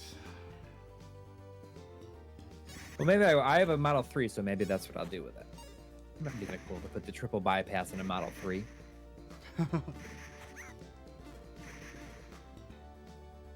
So that like supposedly brings the sound quality in line with the good Model 1s, right? Right. And removes jail bars and all this other stuff.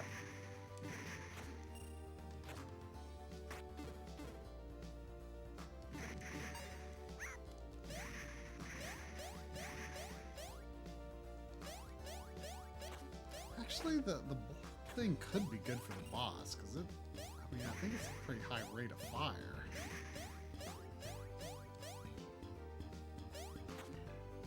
I don't really understand the behavior of the red monsters. I mean, they go away sometimes.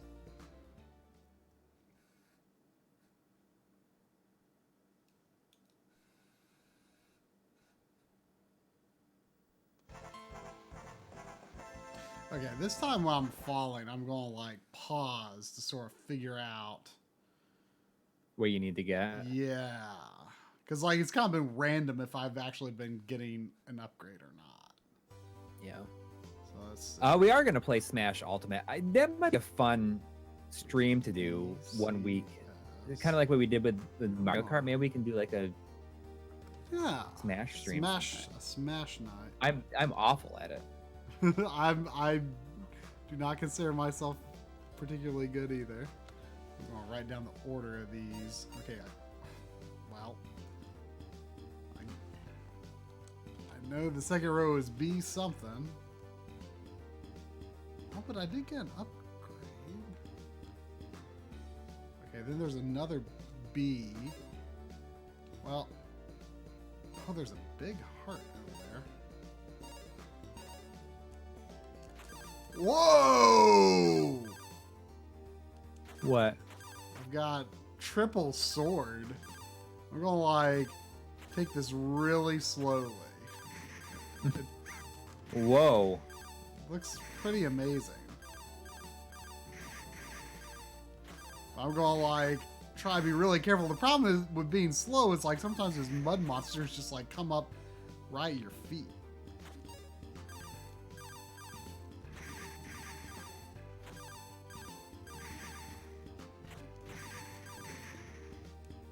Pretty awesome. I mean, the S is pretty rare, so I feel like it's probably like the best weapon. Pretty fast rate of fire too.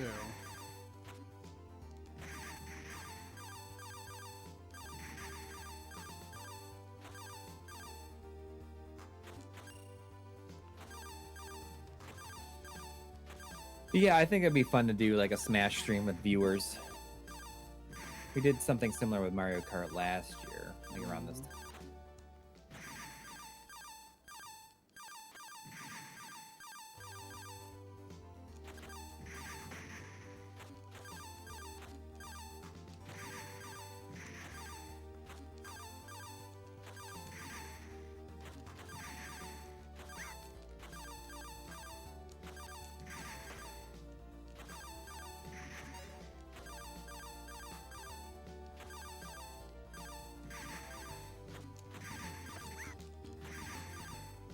I did not buy a multi-tap thing for Switch.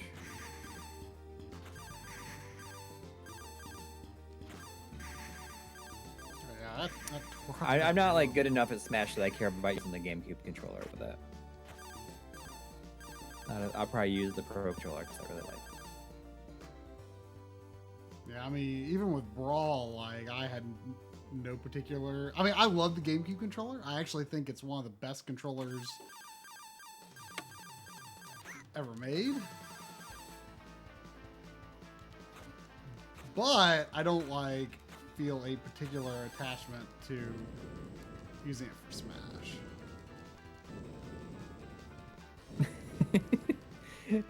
Retro Gaming Systems Collectioner asks if we're going to be doing an episode based on practical bloopers and practical jokes of video game characters, video games itself. Now that's funny. I don't know if you ever watch TV's bloopers and practical jokes, or are you too young for that? It sounds a little familiar. Hosted by Ed McMahon. It's just like before the internet, like that stuff was comedy gold, I guess. Like that stuff is still pretty funny. But, like when we were in New York City, when we were in New York before was it before Retro World Expo where we watched America's Funniest Home Videos because it was on TV? Oh yeah. Or was that? I can't believe that is like still a valid format today. Yeah. It's amazing that it is. I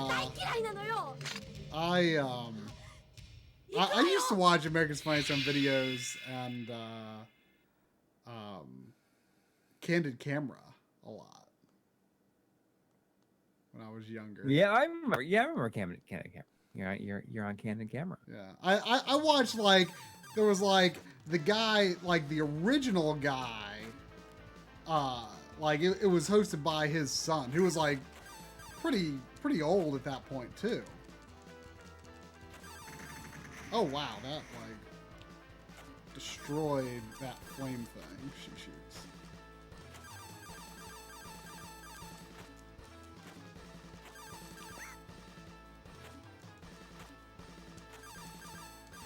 Get her! Oh, I did it. Whew. I was lucky because I was nervous. Like, how long is it going to take me to get that triple sword again?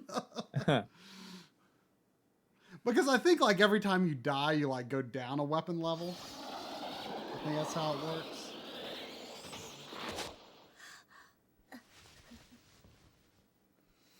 But I don't know if the prize is still $10,000 on there. But I remember, there's that, and then there was the America's Funniest People was on afterwards. Yeah, which and it was like they're both hosted by people from Full House for a long time. Right, and I never, like, I don't know why I always liked America's Funniest Home Videos better, but like at the time I didn't understand like what was the difference between those two shows. Like to me they seemed like the exact same thing. Like what was the difference? Like I might have been too young to really pick up on it. Like I know that America's Funniest People had like, instead of like just regular home videos, there were some like more like skit type things. Like there was the Jackalope. Do you remember the Jackalope? Well, that was like the most popular thing on there. Yeah. I never thought it was fun. I thought it was funny back then, but I wonder if you could look up the Jackalope videos now. I bet you they're all on YouTube. My sense of humor, like, as a kid, was very much just like, oh, like, haha, that's silly. It makes no sense. That's funny. Like, I was very much into nonsense humor, or at least what I perceived as nonsense humor. Like, even if there was like a meaning or a reason behind the joke, like, I may have not understood it as a kid, but it was just silly. Ha ha ha, that makes no sense.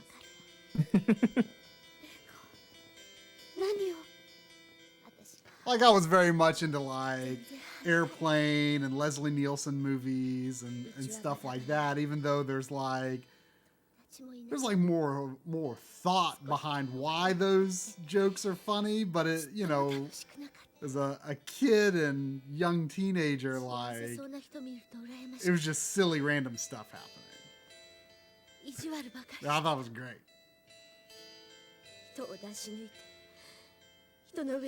The jackalope. I mean, man, those were simpler times, weren't they? Yeah, let's find out. Entertainment was so so easy. You know, I mean, you had to laugh at whatever came your way on TV. How else was entertainment going to get in your house? You know.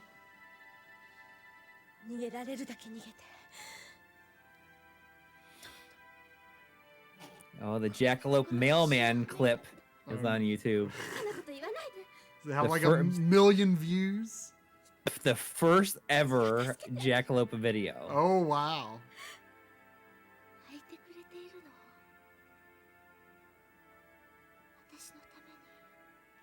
Like, was that really made by like a, you know, home filmmaker that submitted it to the show, or was it made by the show itself? I have no idea.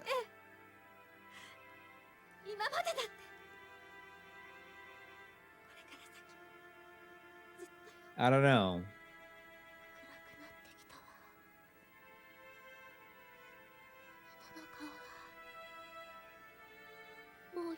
So the show was only on for 4 years.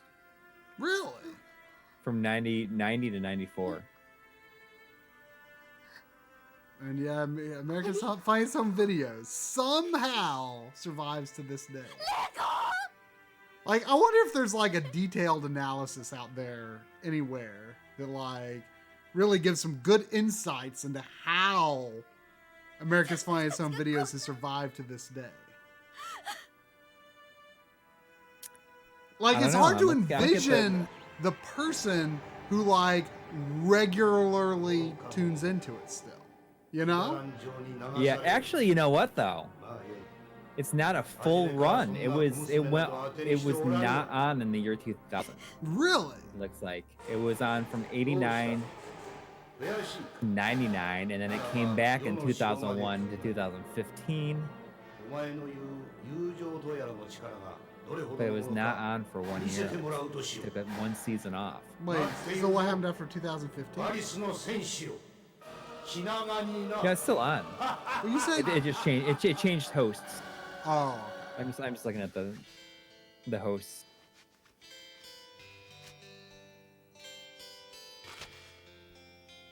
It was a weird like little white box in one of those scene transitions.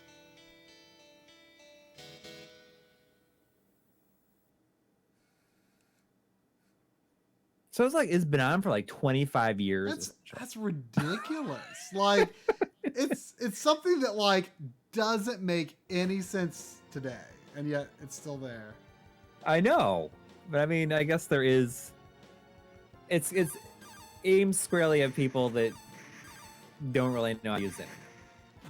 Basically, I guess.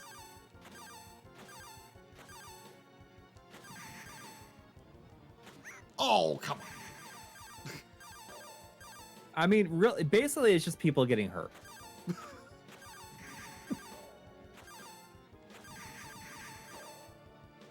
This has got to be the last level, or last series of levels, right? Yes, I would assume so. You want me to look it up? Yeah, I mean, just so we know what we're getting into. Uh-oh. Oh no, I'm going to go down sword level. Oh, I went all the way down to one sword. Oh, game over. Actually, I don't recall running across any upgrades thus far.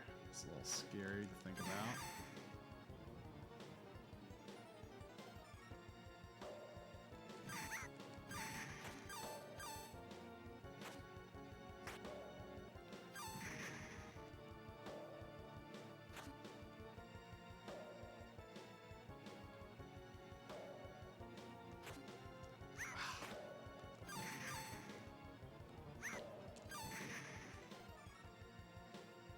Is there not a FAQ on this? It's gotta be.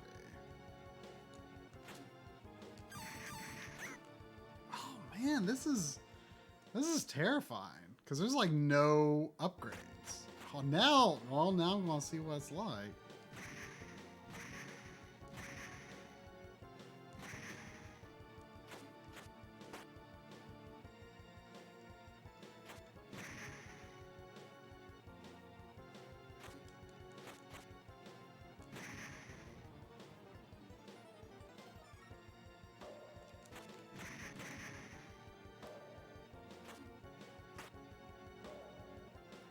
Slide kick this guy? I can.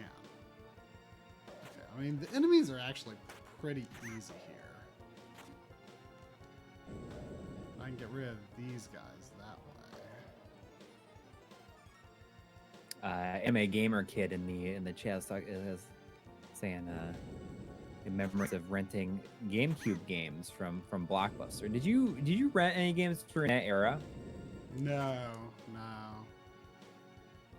Like, it was like late SNES, and then, you know, most of the N64 generation, I was probably still into renting stuff. I mean, at the time, it felt like I was renting games for a long time, but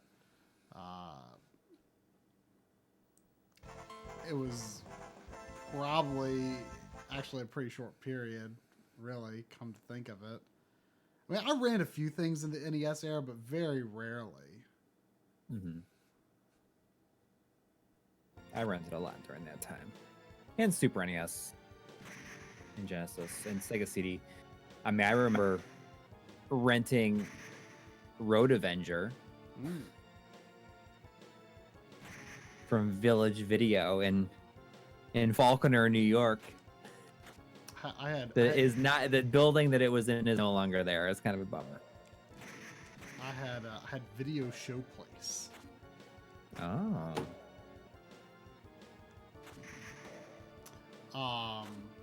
But yeah, it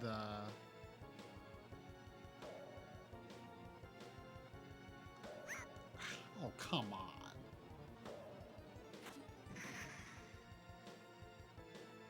on. When did Software Etc. go out of business, or when did they get bought by GameStop?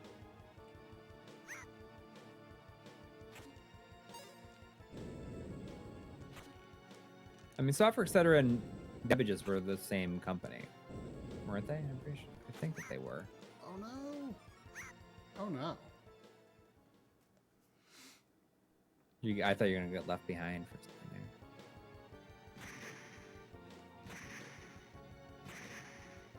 there. Oh.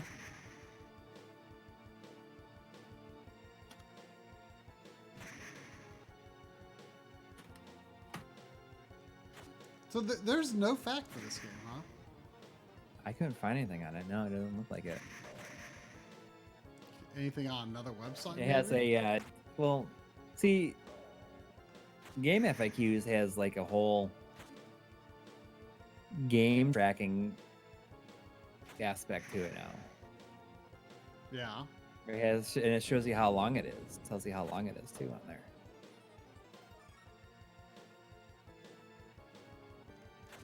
What? What? You know what I'm going to do? Oh!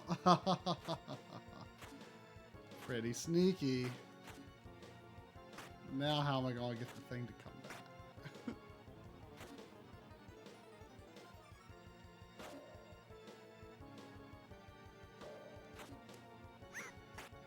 No, that might be... What is her name? Is it? I thought it was like Yuki or something like that. Yeah, maybe.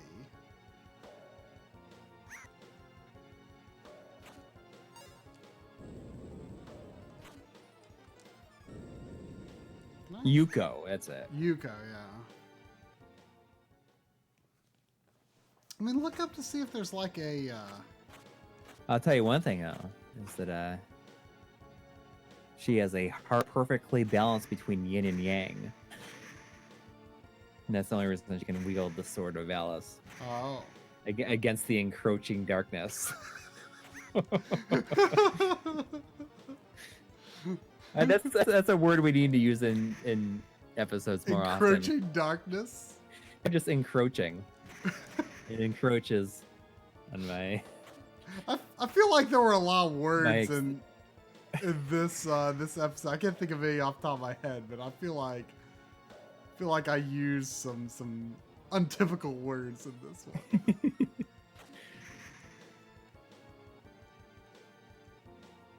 DNB also has a daughter named Yuko.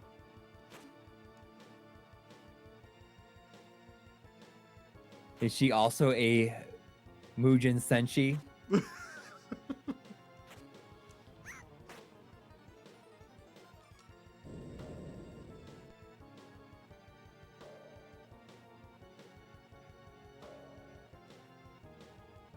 There's a 1-up.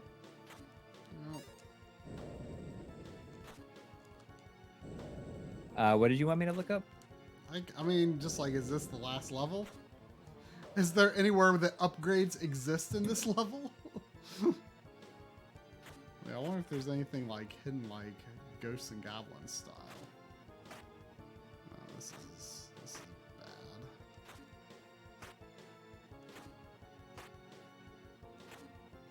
I'm just gonna do that. You know, if I put in Mugen Senshi Valis Legend of a Phantasm Soldier, this stream shows up at the top. Really? Yeah. This is the most happening Mugen Senshi on the internet right now.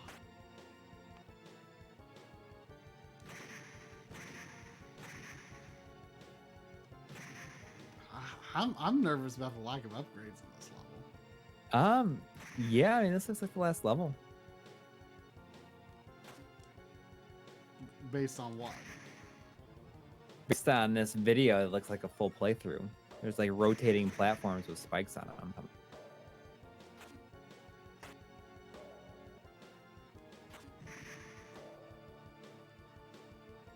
Yeah, it looks like this last level, like, I mean, based on the video, it takes about 4 minutes to get to the boss. Well, I mean, it can't be long because, I mean, there's a time limit and stuff. Yeah.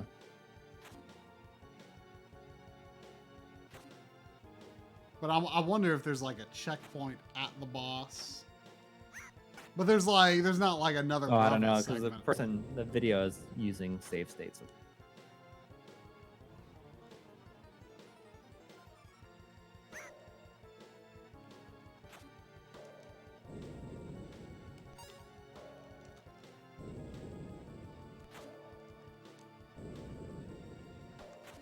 Oh. You gotta look out for those encroaching spikes coming out of the wall. This is what they're doing. Does the boss look pretty crazy? Is there one form or two forms? It looks like two forms. He's a cloak, and then he becomes like, then he wields a ball and chain.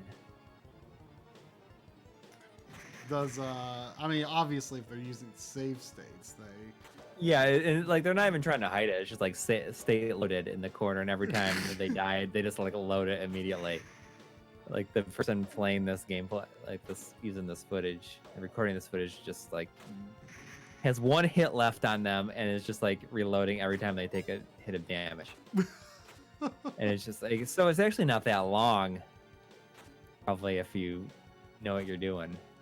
The person playing has died like 9 times and reloaded their save state. Oh, that didn't count. It's just like really playing it.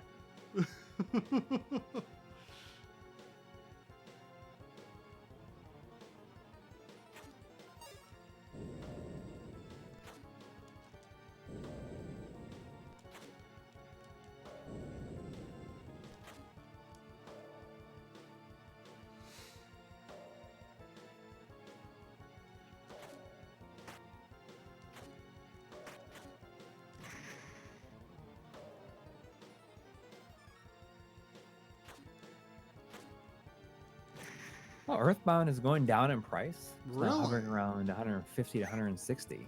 Really? Wow.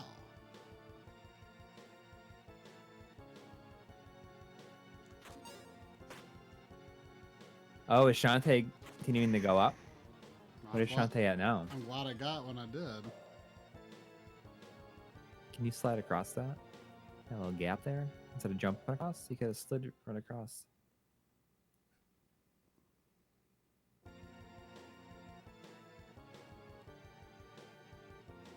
Yeah, these are the spike platforms I was thinking about.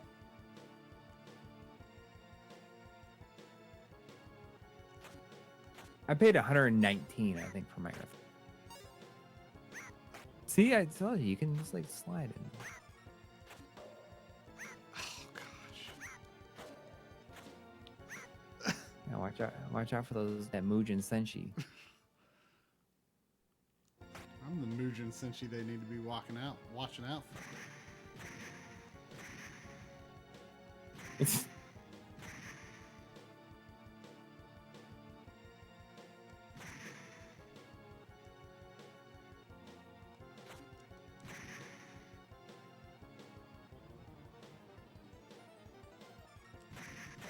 I'll tell you what, PC Engine and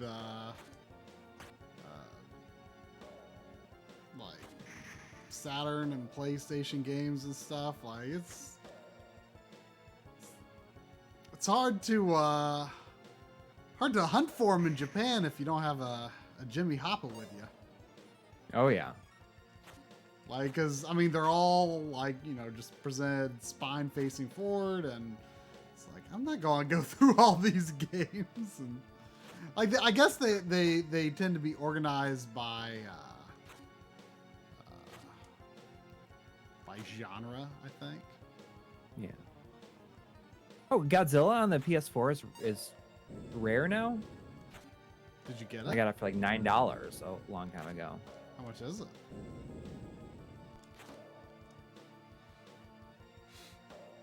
Someone in the chat said they sold their sealed copy for $90. Wow. It's delisted from the store, I guess. Really? That's crazy.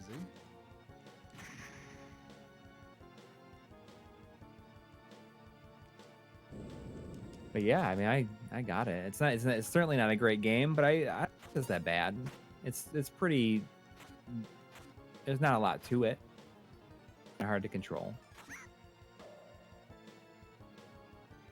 I'm going to try get this going. Okay. Totally not worth it. I just want to see.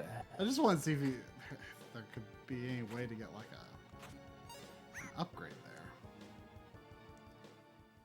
Persona 3 Portable is going past 70. I regret Really? not getting that one. I have it digitally, but actually, I saw it at a local store not long ago. I mean, I've got it, but I heard someone asking like, how much is it? It certainly wasn't $70, but that was relatively recently. I don't remember what it was. So I assume that the person in that video had like an awesome weapon or something. Not really. Had like a shield, it looks like at one point. Like a force field type shield. So they didn't have like a upgraded sword? I want to try not. I mean, a little bit, I guess. That one. They certainly didn't have that like quadruple spread sword going on. I do wish that now I'm annoyed I didn't get Persona Portable when I saw it for like $30 or something like that, like a couple of years ago. I mean, I have it digitally. I mean, I just play FES. Yeah, but you can't control your party members in that. It's true. I mean, that was the main reason I played Portable. I kind of want to play FES or whatever you call it someday, but man, not being able to control your party members, that is a bummer.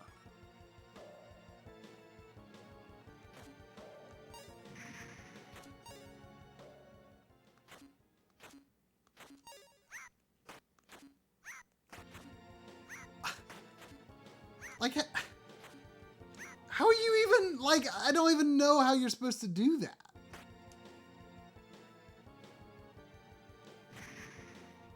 Can you jump without jumping high?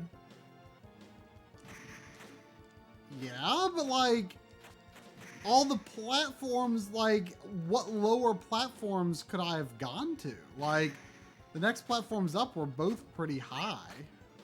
I can look at. You want me to look at this video? Yeah. Is that pretty close to the boss?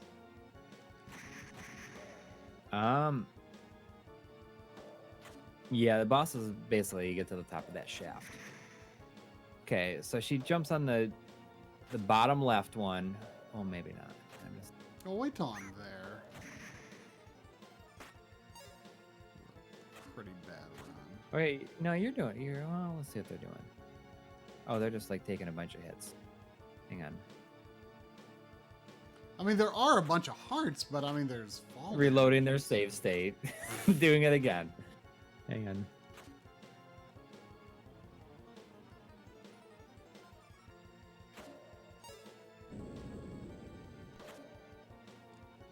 Oh, that's like, it's almost like cheating it. Can I send this to you? Because it's like, I can't explain it to you. Sure.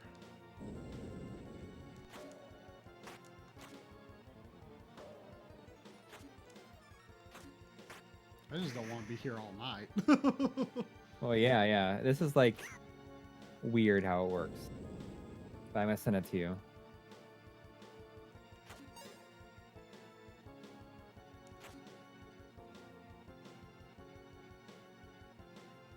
Like, I just don't think that there's like a way to like really figure this out.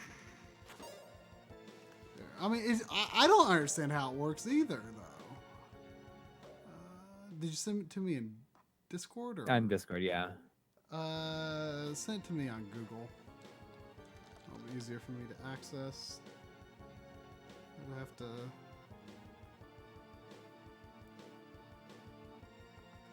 take your camera down.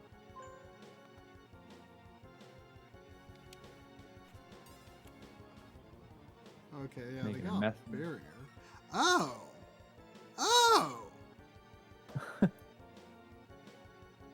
That's stupid. Like, is that like what you're supposed to do? I don't think that's what you're supposed to do, but Some of them don't. Some of them don't flip. I mean, I don't see how you couldn't not supposed to be able to do that, though, because I don't know if you can make that jump.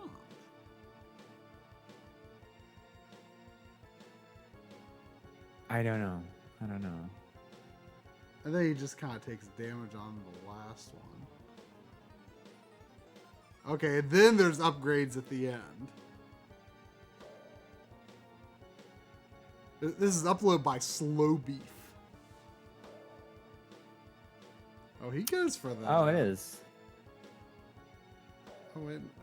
Just using those. Oh, he just like takes all of the things and like is like loading states to sign what he wants. All right, this is okay. Some of these don't like. So what happens? Okay, it like flips. Or wait, it can't flip while I'm on it like this. It like tries to, but it I feel like you're supposed to do it this way. Like, it don't make sense, but I feel like you are, because some of those platforms are just too high.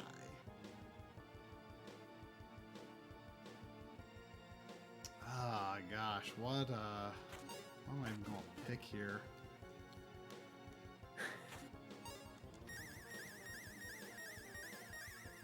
I bet homing is weak. I'm gonna try homing. You want me to see what Slow Beef used? He takes all the things and then loads a state and then takes some more and then loads another state. It's kind of dumb. I don't know I don't know why Slow Beef did that. It looks like Slow Beef is using like the homing. Oh really? Well, Yeah. This is what I'm choosing here.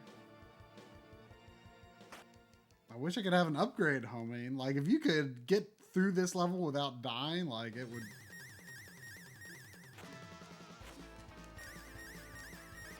Oops. Whoa! Oh, I didn't realize this went all the way across. Oops, I did not mean to use that. Not that it even matters, probably. Oops. It's nice of them to pause it even when. I wonder if there's gonna be a checkpoint there. I won't have any powers. It does. Oh, there's almost not even a point. But now you know how to get there. Because the level is not actually that long. No. I mean, none of the levels in this game are particularly long. Some are pretty short.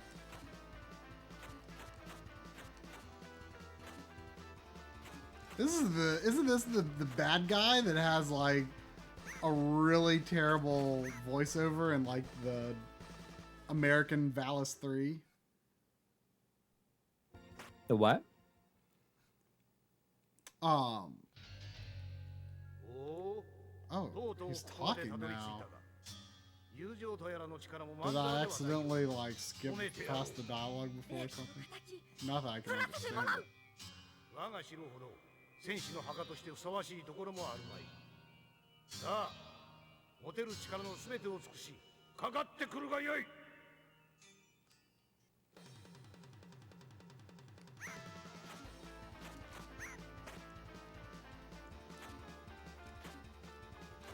I feel like I could like really figure out like a good way to make it so that he's like like I'm always able to get away from the direction he's facing. If I got in the right groove. It's a problem when he gets really low to the ground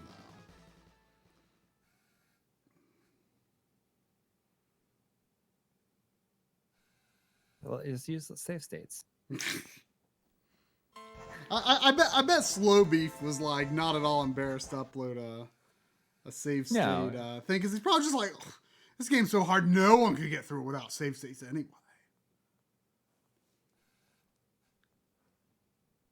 Q46 talking about that guy's his shoulder pads. I mean, those shoulder pads those are serious. And impale some people on those things. Would it be funny if that's like he just had like dead bodies hanging from his shoulder pads? Like multiple on each one. Surely there must be some character designed in that fashion somewhere. And you know he can't reach him to get him off. So they just like they're just on there. You know, honestly, why am I even bothering with the 1-up? Because like I don't think I have any chance of being the boss without a weapon upgrade. Yeah.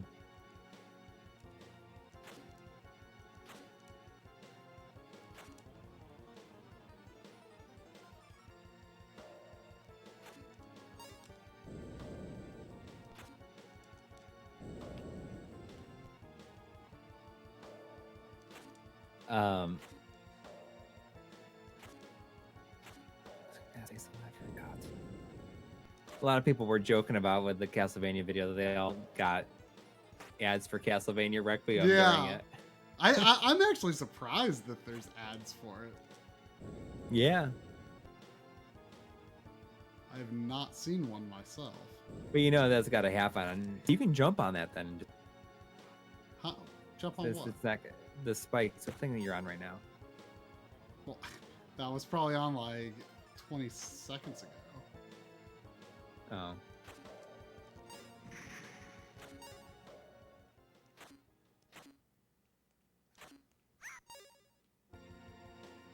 Basically got to try to get there with like full health. Right? Yeah, I mean, it would help. I mean, and have a weapon. I mean, I just can't believe there's no weapons in the level at all until the end, and there's no way to get better than a level 1.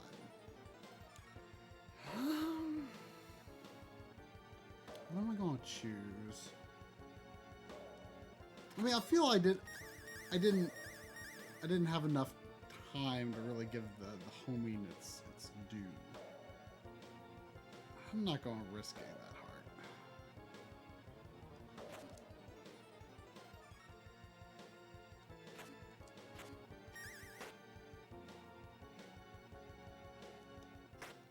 Okay, I mean the level is not that bad. I get it.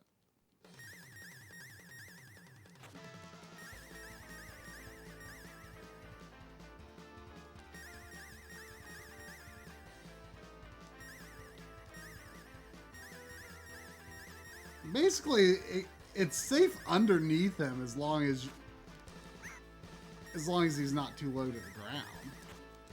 And yeah, I don't think he comes that low to the ground if you're underneath him. Well, it might be possible to always slide underneath him. That's true.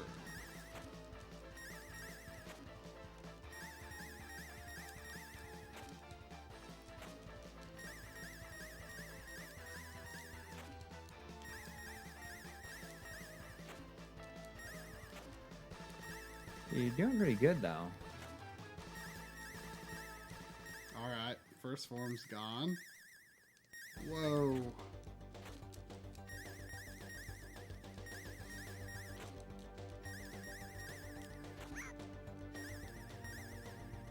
I'm watching. I'm enraptured. Oh, I used it too soon. Not that I think that even does much damage. Got that ball and chain. Whoa, whoa, whoa.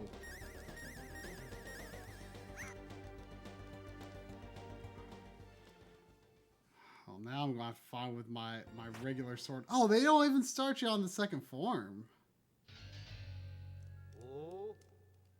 Yeah, I feel like you're just really close, though. You think? I feel like I hit his second form that many times. It looked like you did. I don't know. Let me check out what Slow Beat did.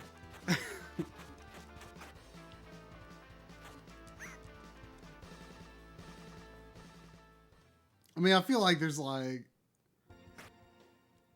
almost no chance of winning without an upgrade. Oh yeah, it doesn't surprise me. I'm just like, I'm not even gonna bother getting that one up anymore. It's a waste of my time, and I usually end up getting hit by the sniper on the second pass. So I don't know. Looking at this video, you were pretty close. Really? Yeah. I mean, how many seconds is phase 2? Does he load any states? Even if he loads states, how many seconds is it?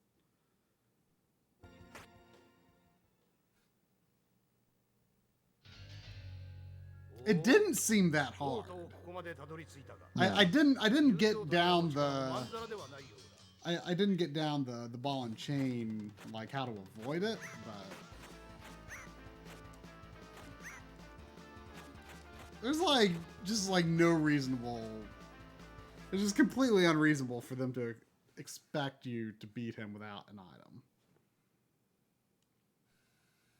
I wonder how he got that border. It's about 3.5 minutes. Really? The whole fight? I bet, does he load some states? Oh, yeah. I mean, gets caught in a loop where just like loads them over and over again.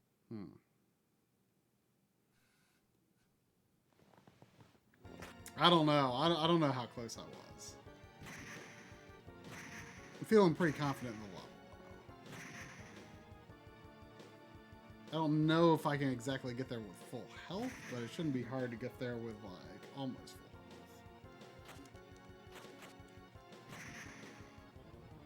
The first form's not that bad.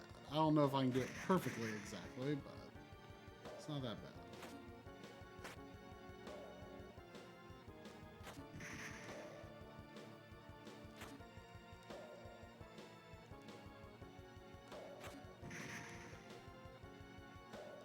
Get the one up. 1-up is total waste of time.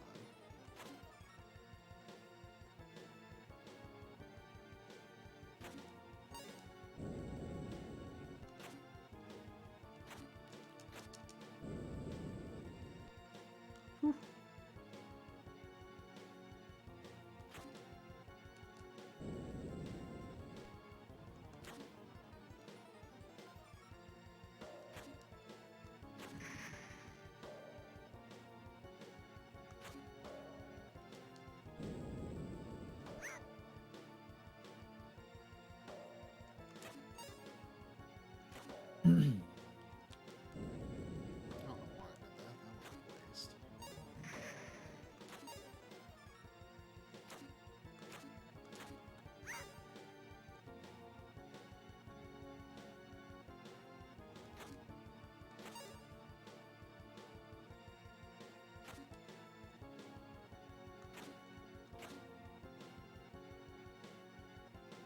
I mean, the homing feels like it could be the way to go.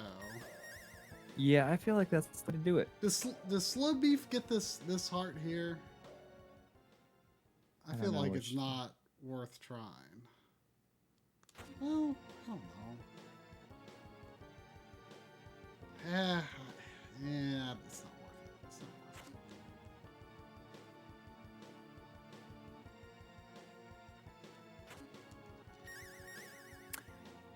worth it. Siegfried in the chat says during the fight with the ball and chain, the guy's name is Rogels or something like that.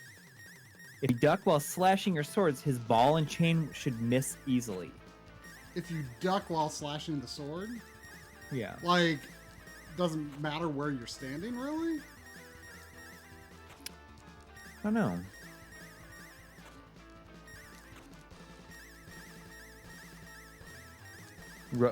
Rougeless?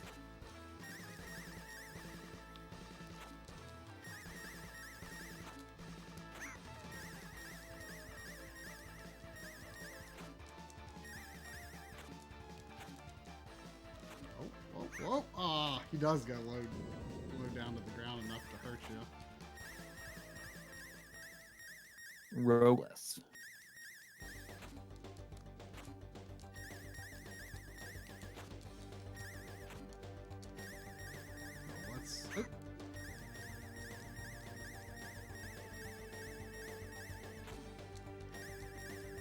Well, not when I'm too far away from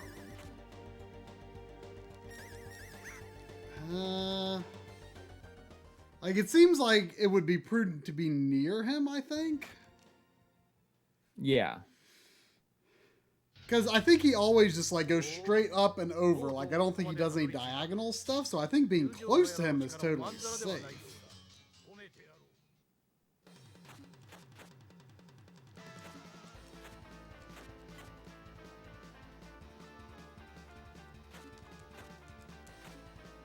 I like the thumbnail you made for this. It's just a photo of the case.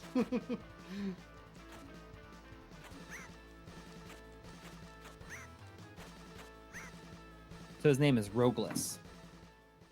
Rogle.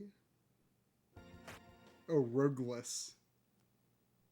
Rogles. Roggles. Roggle Rock.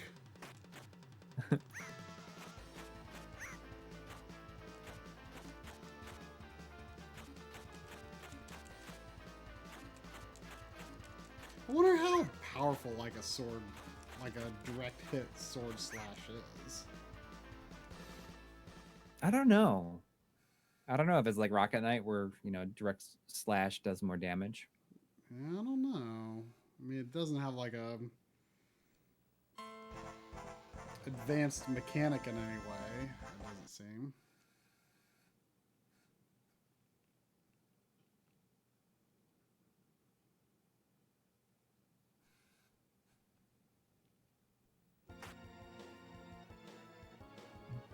His name is a jackalope. Rogueless jackalope.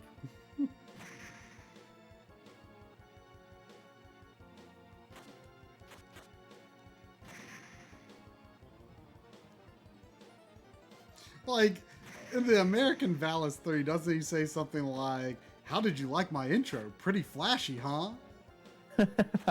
It's something like that. It's pretty bad.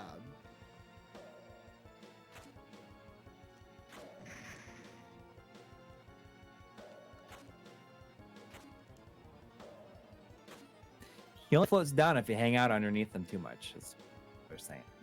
Wait, what? Zach Reddy saying. He what? So, Zach Reddy in the chat said, "Oh no! I think he only floats down if you hang out under him." Oh, really? But that's also like the safest place to be.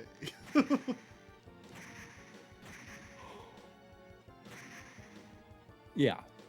Because then you can easily get to the other side when he's getting ready to shoot lasers. That crazy rogueless. I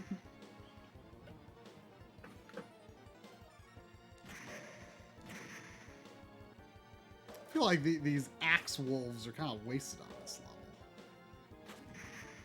The wolves. The wolves. Yeah. Did you know anybody that said wolf by saying wolves? Wolves? No, I've never heard that one. Yeah.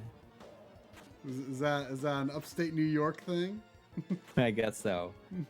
I had a friend for the longest time that instead of saying pillow, he always said pillow. And there was one time, like I saw him spell it, he spelled it Pello.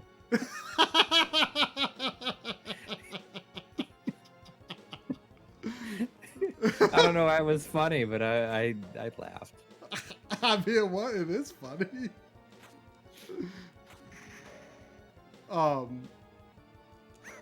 In the Castlevania video, there's this line where See, I think you can. I did. Oh, you could have slid right across there. There's a line that what? There's a lot. I added it later, or I revised it somehow. Oh, freaking dang it! I revised it, and like when I revoiced it, like I'm like when looking at a standard PS4, but I say like standard in a particularly southern way, so I'm like looking at a standard PS4. Standard. Ain't none of that PS4 I Pro. know it pronounce milk, like milk. Milk, yeah. So we do check our Twitter inbox. Sometimes we're slow to respond, for sure. But we do our best. Sometimes you just messages sit there for a little bit. I mean, like I gotta admit, like it's like especially like Facebook. Like sometimes I just get there's so many messages on Facebook that I definitely cannot respond because there's just it's almost overwhelming just like how many there is sometimes. And the thing is like it's a lot of times it's always like very in-depth questions. And sometimes it's like stuff that we just like honestly don't even know. Yeah.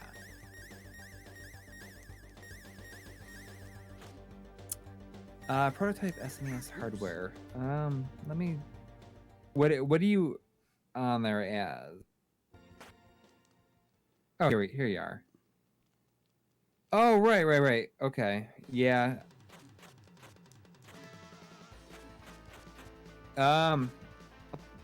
Yeah, it was back in September. What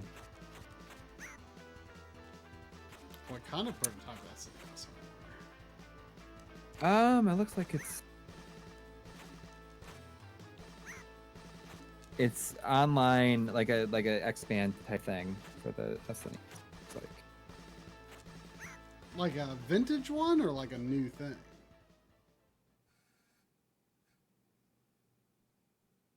Are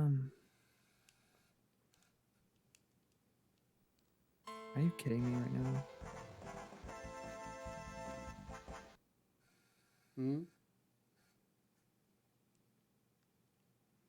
I don't know what just happened, but I feel like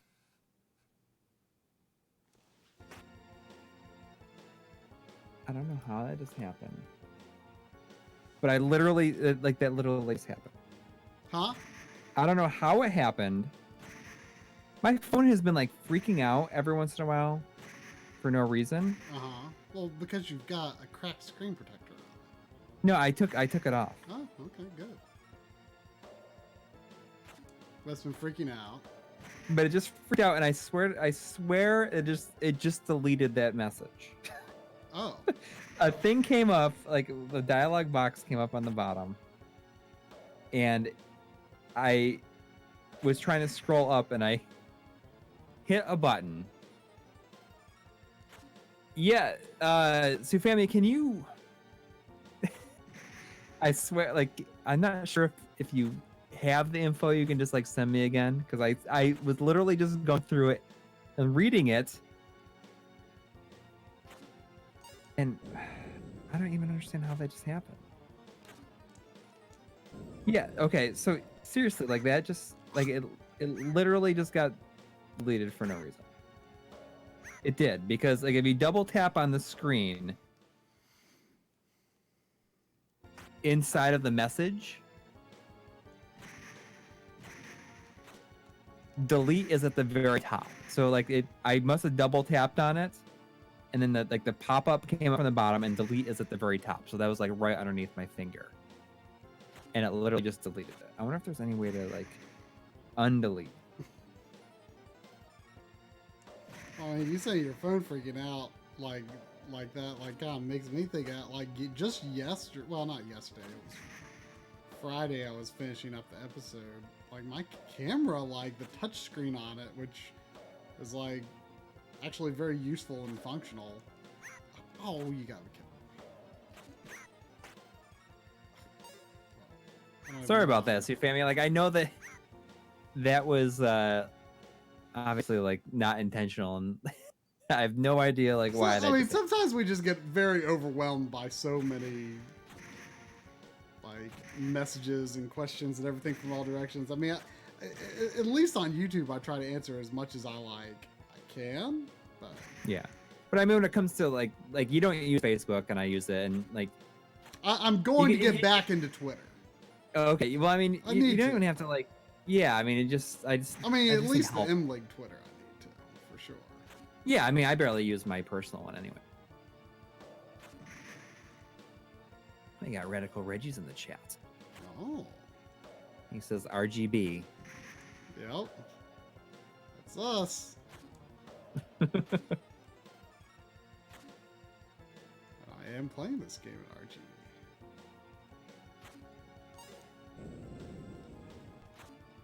Do I ever think that they will make new CRTs for gamers? I don't know. I think it's like, I think they will have to come up with an equivalent technology that will not be so expensive to reproduce. That, yeah. Or just like, you know, upscaling technology will just need to evolve further. I mean, I just think recreating that that production pipeline is just not realistic. Right. Oh, you gotta be kidding. Okay, these like definitely do not turn if you're standing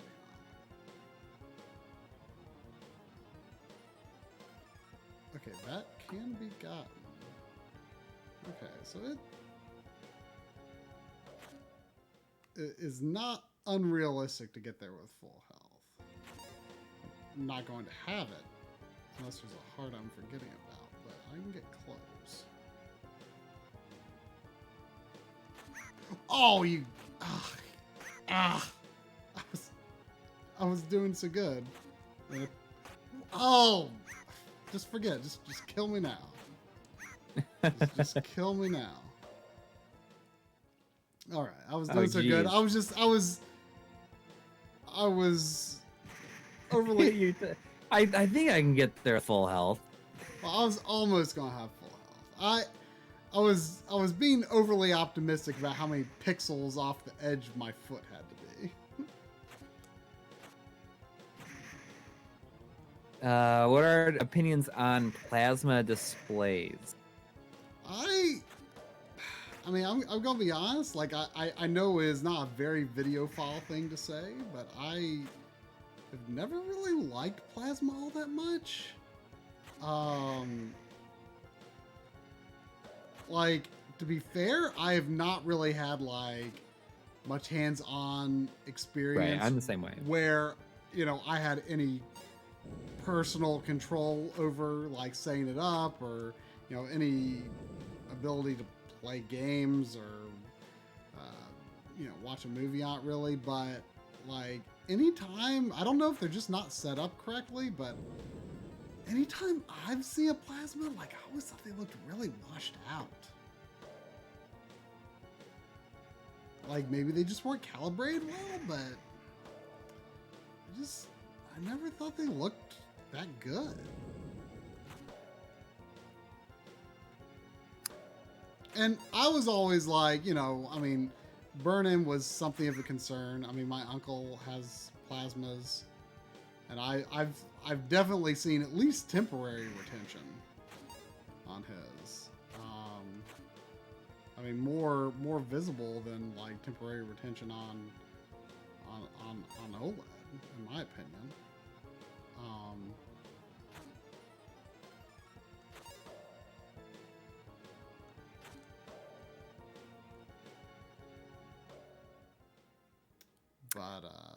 But yeah, I mean, it just, I don't know. I saw a used one at the Habitat for Humanity restore. I was like really tempted to get just to have it, but yeah.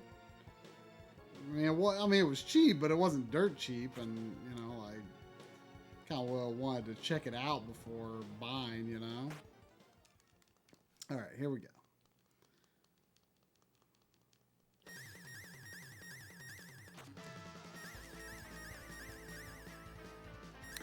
It's Grey Cart's birthday. Happy birthday. So new My Life of Gaming video on my birthday and some live Dallas. Thanks for the excellent gifts.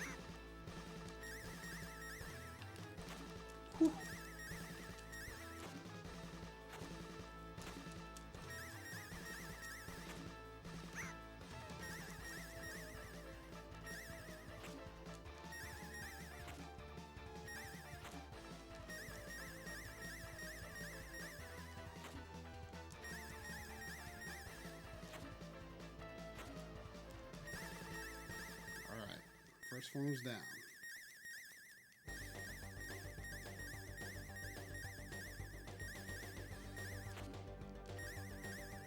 Come on, you can do it.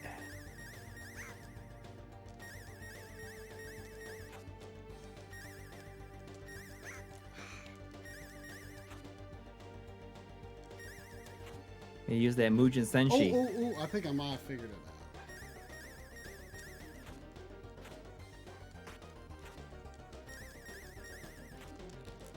Oh, check out that technique. You figure it out? Oops. Yeah, I see it. Oh, I screwed up, but I got it. I got his number now. Yeah.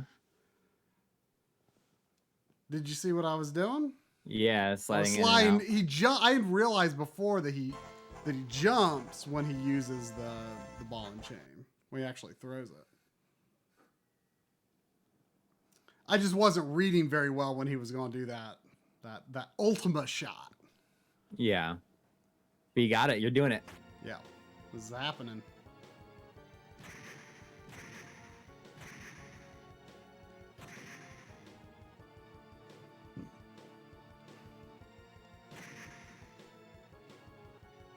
It really seems like that sword's got to be real light to run with it. Light?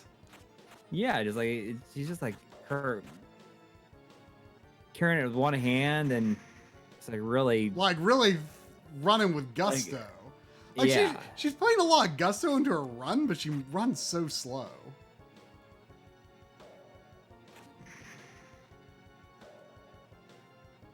Well, she doesn't want her skirt to blow up too far.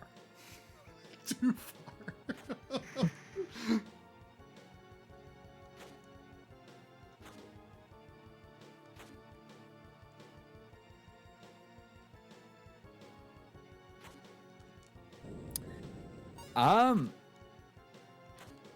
Austin Davenport is asking if there's a way to back up your N64 saves from a cartridge, and if so, how? Yes, a video that we have needed to do for a very long time is the 64 drive, which does have a associated ROM number. And well, you can dump your save games. Mm-hmm. I want to do a video on backing up your saves from the cartridge, and also like maybe putting saves from things like Virtual Console like back onto the cartridge.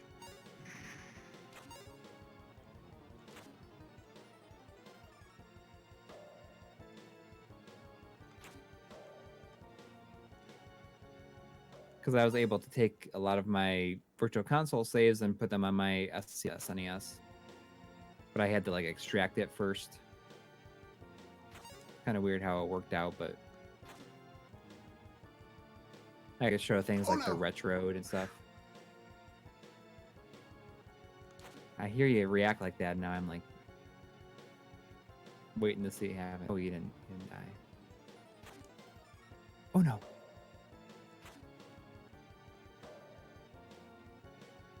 Is that enough pixels off?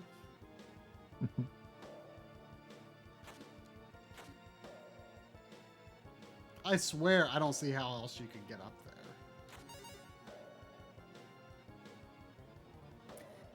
Oh, you got full health too. Yep, it's the first time. Is this the time? Can we finish before midnight?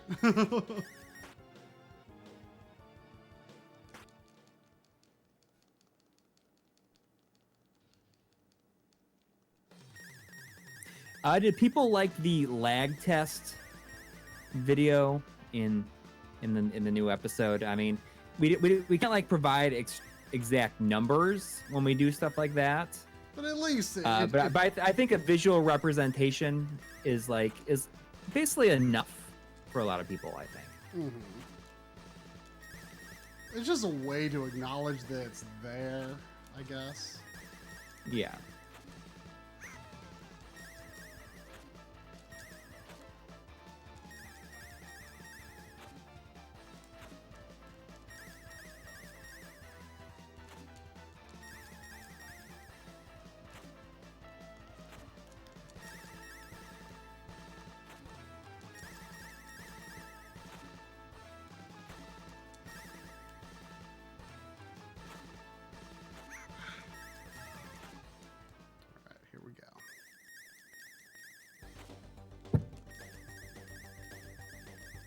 You're getting in there with more health than you've ever had before. Oops. Right? We're fine. We're fine. Just getting a little squirrely on my technique at first here. So the manufacturer stated latency for the display is it's 21. Is it 21 milliseconds? Makes sense for that. Like it's the same one that John Lemon has, and that he's.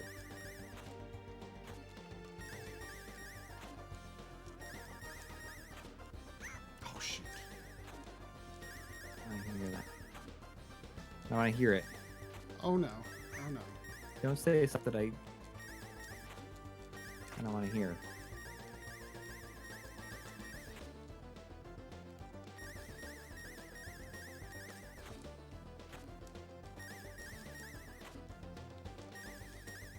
Come on, Rogueless.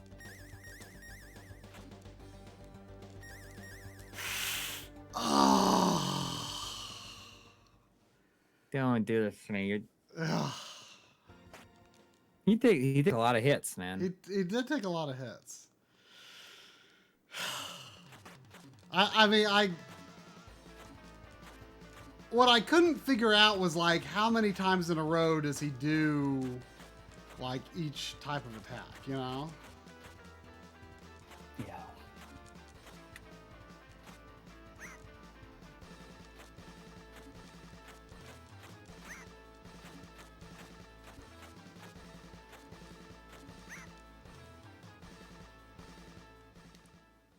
When you're really far away from the ball and chain, you need to jump instead of slide. Yeah, it's just I'm being too predictive, like trying to like, oh, is it gonna be the ball and chain? Is it gonna be the orb? I don't know, you know. Like I'm like too intimidated to like read the movements carefully enough. I mean, it's not really very hard. I mean, both attacks are easy to dodge. I just need to know which one it's going to be. And I'm just like, kind of. Siegfried's saying when he has the ball and chain, stay a certain close distance to him. Right. Well, I mean, I feel as like. in just right next to him and duck. Yeah. And then, if I do that, I mean, sliding away and then back is safe, but it also reduces the number of hits I can deal. But then, like, if he did use the other attack, I could just, like, slide away from him. Because I can duck and turn directions, so.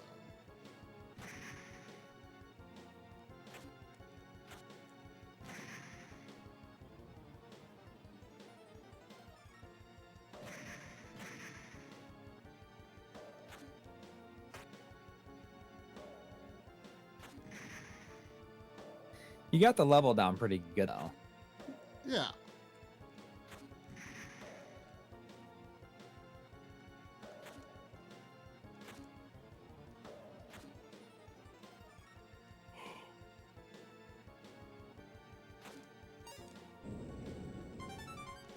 Oh, we got another donation come through. And I'll read it. From Gray Cart, who donated $1. Thank you. It says, I know it's not a lot, but I always like to donate a bit when I'm able to pop in. Thank you again for all the excellent content. Looking forward to what's next. Thank you.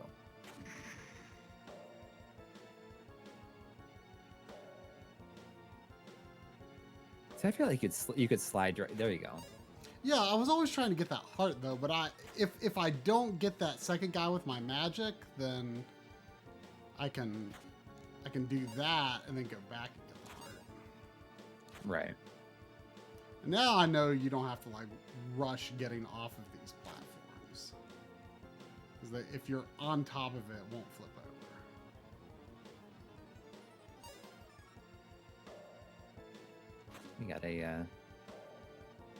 We got Shigete Media in the chat. Says, hi guys, I just watched your PS2 best picture quality video. Very in-depth and awesome. I'm awaiting my HD Retrovision PS2 cables to be delivered. And I'll be streaming from my PS2 finally to my satisfaction. Heck yeah. Are we ever making the geometry video? That is the question for the ages. Yes, I mean it's gonna happen. We want to be able to work with like a CRT tech. We've reached out to different people for nothing has really come together. There's a YouTube channel called Retrode that has a pretty good stuff, good video on like repairing CRTs or PVMs and doing like service menu stuff. It's a smaller channel, but you might find what you need there. So it's Retrode.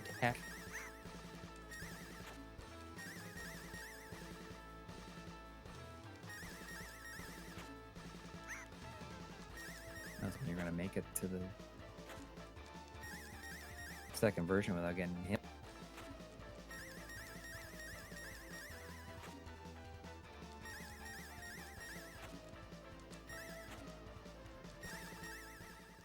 2 hits on the first floor is not too bad. No.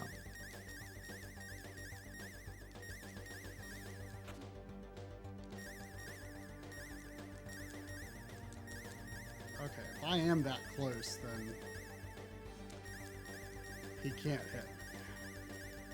So I think he does that. And you're like, you do it. Oh wait, no. He can really throw that thing. Is he gonna do the orb now? Yeah. Oh, I can slide under him when he does that.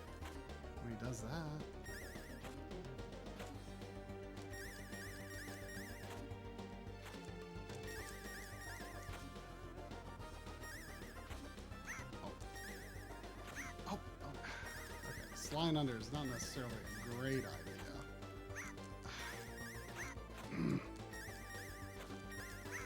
That was a bad jump.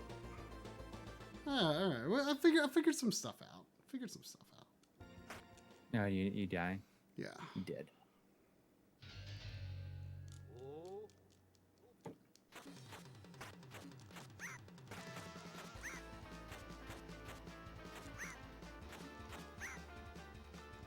Cancel my advice on jumping the ball and chain. Oh, didn't know he could do that. Yeah. So, you know, I was telling you about the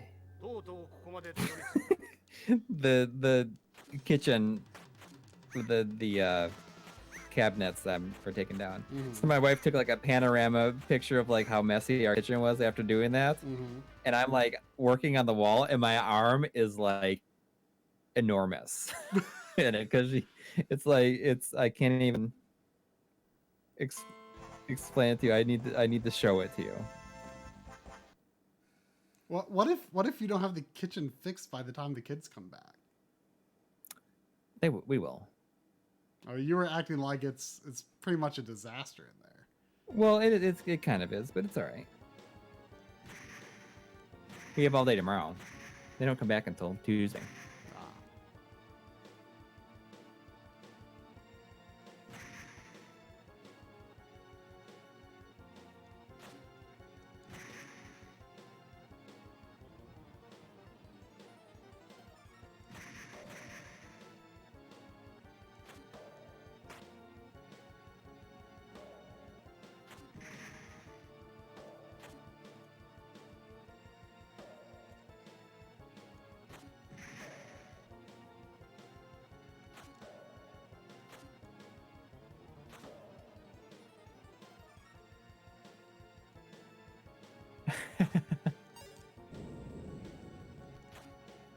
Jeff O is saying, "Try. You don't have to finish it. You can rest or do other things." But it's not that. I mean, you're there. It's there. Like you can't give up now. Yeah, there's no saves, so I'm doing it. You don't understand how I play games. I finish what I start.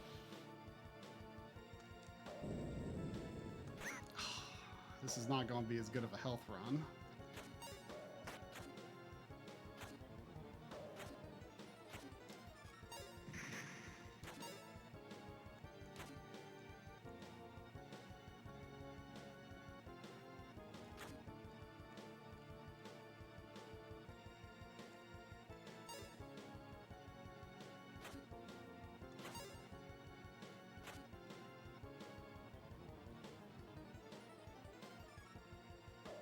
You're doing better at this game than you were at Mega Man 11.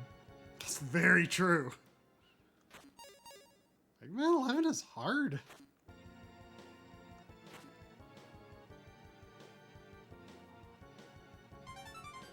Oh, we got another donation. I'll wait for it to come in so I can read it.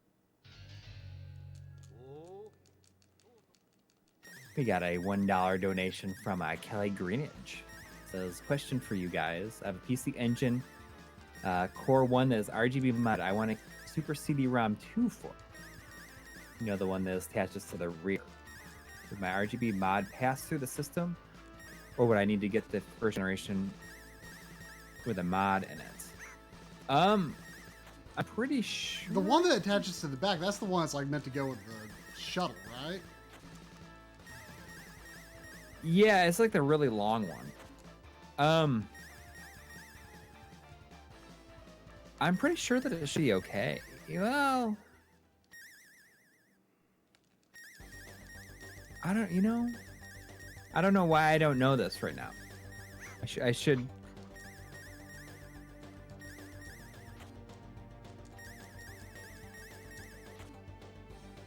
I mean, does video come out of the side? I mean, does the Super CD-ROM 2 have its own video port, or does it come out use the port that's already on the system? Oh, the ghosting can hit you?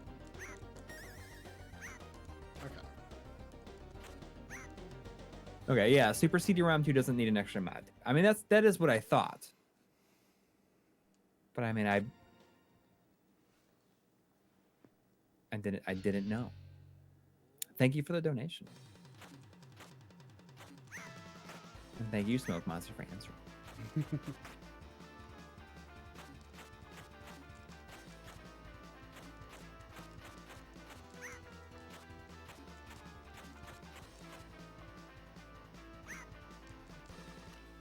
They really should, like, if you had an item when you went in, like, they should, like, basically restore you to the state you were when you entered the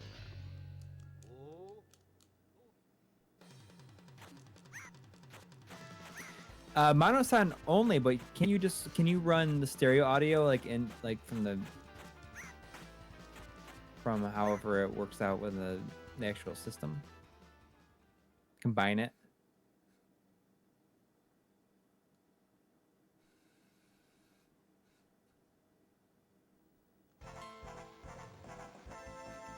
I just realized because it's fall back, like because of how I finished the Castlevania episode, like my body clock was all screwed up anyway, but I just realized it's like it was actually 1 a.m. Yeah.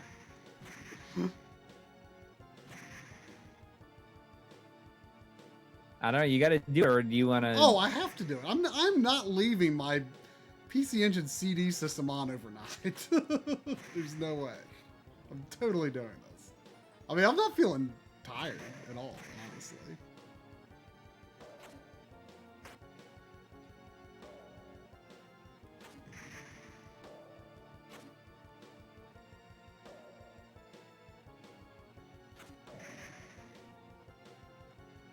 Right, but the CD output stereo. I was just wondering if you could run just like the audio itself from the system. Oh, like from a head? It has a headphone jack, right? The CD? I don't know. Because can't you like take it with you, like it's like a Discman essentially? I thought you could. No, that's the TurboGrafx one. Oh, okay. Yeah, but I mean, he's talking about the Super CD-ROM 2. It's like it's really long.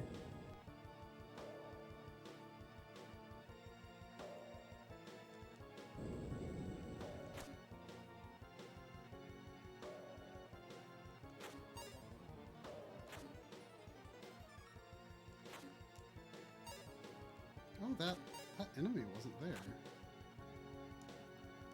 People are real sick of hearing the music on this level. I like honestly haven't even really like thought about the music here. Like, there's not much to think about. It's not like particularly grating, really, but.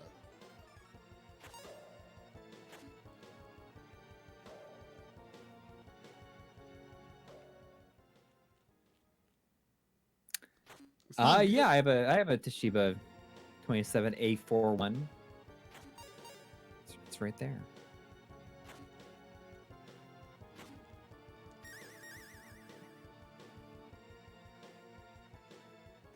Man, I bet this guy would just like that quadruple sword attack would just like cut through him like butter.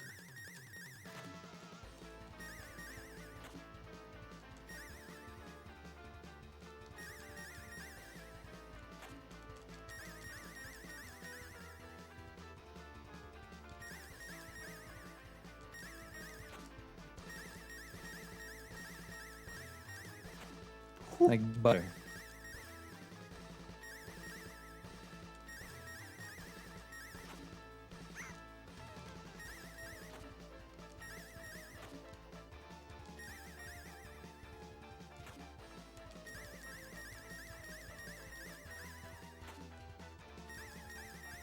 Are you using the rapid fire on your controller? At all? No, I started to, but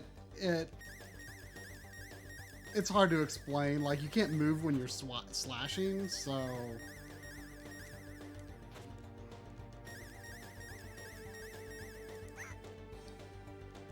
What is your favorite game of all time? Curious to find out.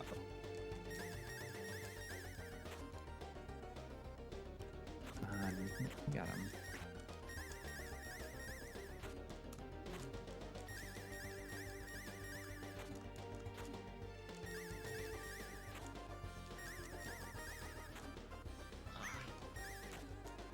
That it helps when you kind of do 2 slides underneath.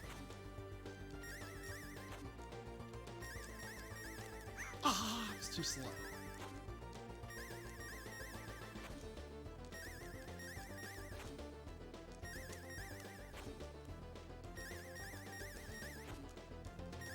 Come on.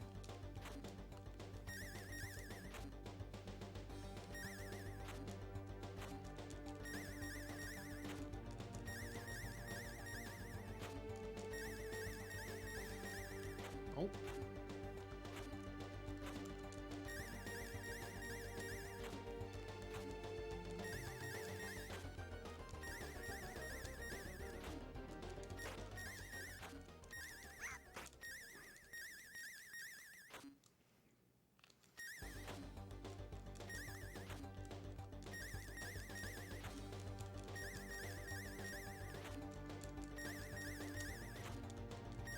Jeez, how many hits does the guy take?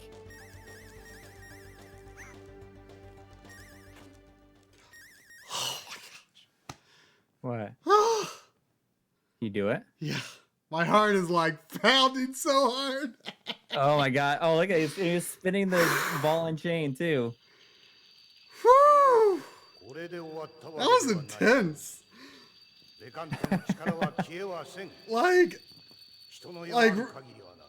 oh man, like, pretty simple attacks, but like, it just goes on for so long. And like, there's a little bit of randomness to it too, I think. You know? Yeah. Whew.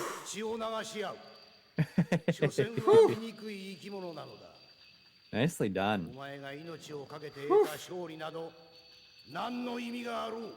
Whew.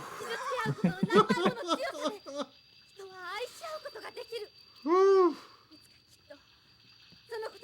I did it, Sandy. I did it.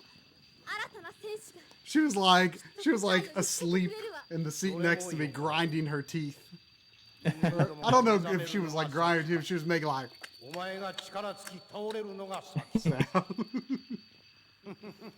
Yeah, I did it, Sandy.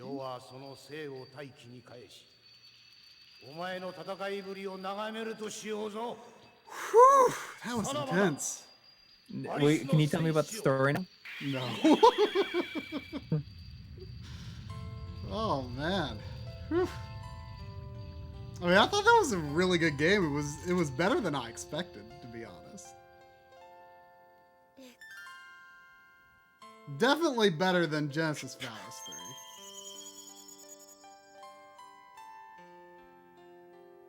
3. I feel like the mechanics were more fun in this. Yeah. Like, she moves very slowly, but like her slide is extremely, it's a unique slide, I feel. Like, it's hard to explain. It just like, it goes so far and it's so quick. It's like very much in contrast with how she runs. And like the weapon upgrades are interesting. Like the last level kind of ruined that in some ways because it doesn't let you upgrade the weapons. But like I thought it was a really good game. Like I'm surprised how good it was. After that whole adventure, she has to go back to school. Steffi, when I say Valis 3, I mean the Genesis version. I'm not sure which version you're talking about. It's been a while since I played it, though. I'd like to revisit it. They should bring this series back.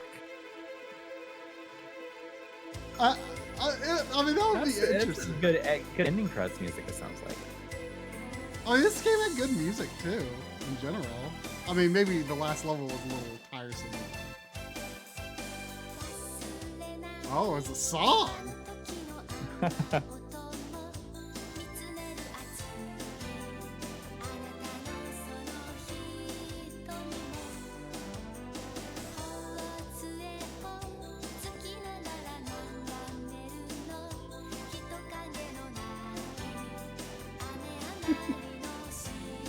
Feeling the music, Sandy?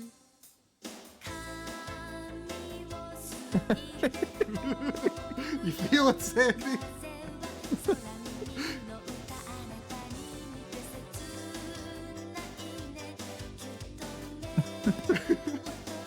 It just looks like funny in the little monitor window.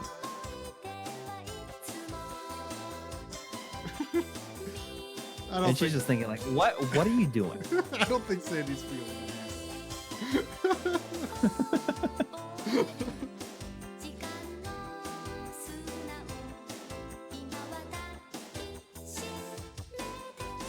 The last Valis game was an adult PC game. Huh. I guess that's not too surprising. I could see this franchise taking that path eventually. Yeah. It's called Valis X. Is it for the PC FX? Because I understand that's like basically all adult games. Yeah. It was a hentai game after years of no game. Well, I put I forget what video it was. I put the Genesis Sid of Valis in some video like in the past year. And I expected it was going to get like a lot of what game, but it got maybe one.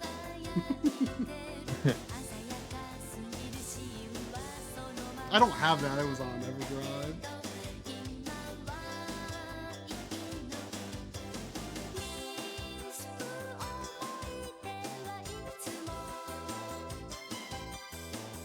Pretty long credits for the time. yeah. I don't know what year this version was released. I think I tried to research it at one point, but it's like it's hard to find information about the individual versions of Valis 1. Like, I wonder if I don't know where this would be a good series episode. Maybe the best way to play the Valis series. It'd be interesting. I don't know if it'd be super popular, but it'd be interesting. But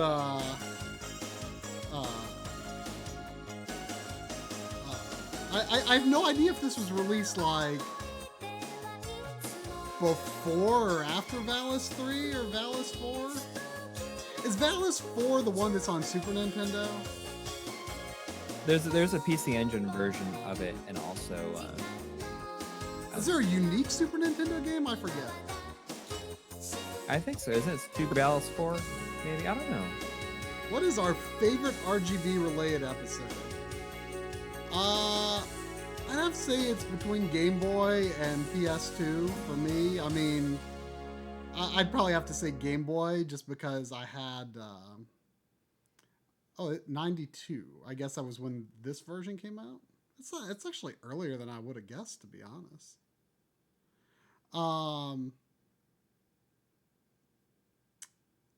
This Valis game was a remake of the first one. It was released years after the first 3 on PC Engine. It says 92 there, though. Is that when this version came out? Oh, yeah.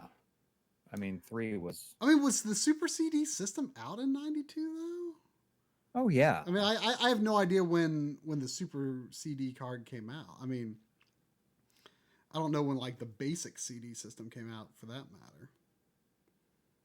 How was the Super System card sold anyway? Was it like packaged with any game, or was it just sold separately? I wonder. I don't know. But let's see if it's locked up. Do you think that's a beat complete? I mean, I can't see any reason. Oh yeah, there's no more. Oh, wow! It like actually kicked me out to the. Or, oh, that might have been. Is there like a quick, like, because I think I might have done that earlier, actually. Is there like a quick reset by like hitting like run and select at the same time or something? Yes. Okay. It's like, I think you hold start and press Oh, select, and there's or the you backup RAM. hold select and press. I actually don't want to touch that. I don't want to lose my Rondo save because I actually built up a decentish Rondo save in the process of the episode. All right. I want to say my favorite RGB episode is probably CRT. Yeah, the Game Boy one for me, like it was just like it was so long and it was like such a journey getting that done, but it was also like constantly fun and interesting. Like because I was like always moving to like a new device and like figuring out like new ways to shoot off of it and stuff, and it was it just for me it kept moving while I was making it, so it was pretty engaging. I kind of felt a bit of that when I was shooting like off screen of the PSP and stuff, and in this episode, like man, the PSP screen, like it holds up, it really does. I haven't really compared like 1,000, 2,000, 3,000 screens, but like at least the 3,000. You will eventually. I will eventually. I don't know. I mean, there could be variations within those as well, for all I know, but I don't think I'm going to get that down into the weeds. Valis 3 on Genesis or PC Engine? The PC Engine one is widely considered to be better. I believe the Genesis one is missing some levels, and I mean, I'm sure there's musical differences. I don't know if there's additional differences like mechanics or anything. But yeah.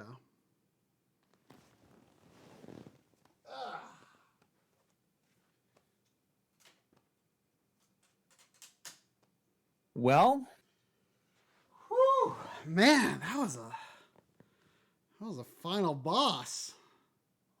That was intense. Whew. All right. Well, any last words? Thank you, everyone, for enjoying the new episode. That's definitely the type of thing we want to do with mini games and mini series and sub series and stuff like that. It'll even allow us to maybe revisit certain games. Yeah, absolutely. So thanks for watching that, and thanks for watching the stream, and thank you for all the donations and everything, and hanging out. Yes. It's been fun. Yeah. And we'll see you next week. All right. Good night, everybody. Everyone. Say bye, Sandy. Bye.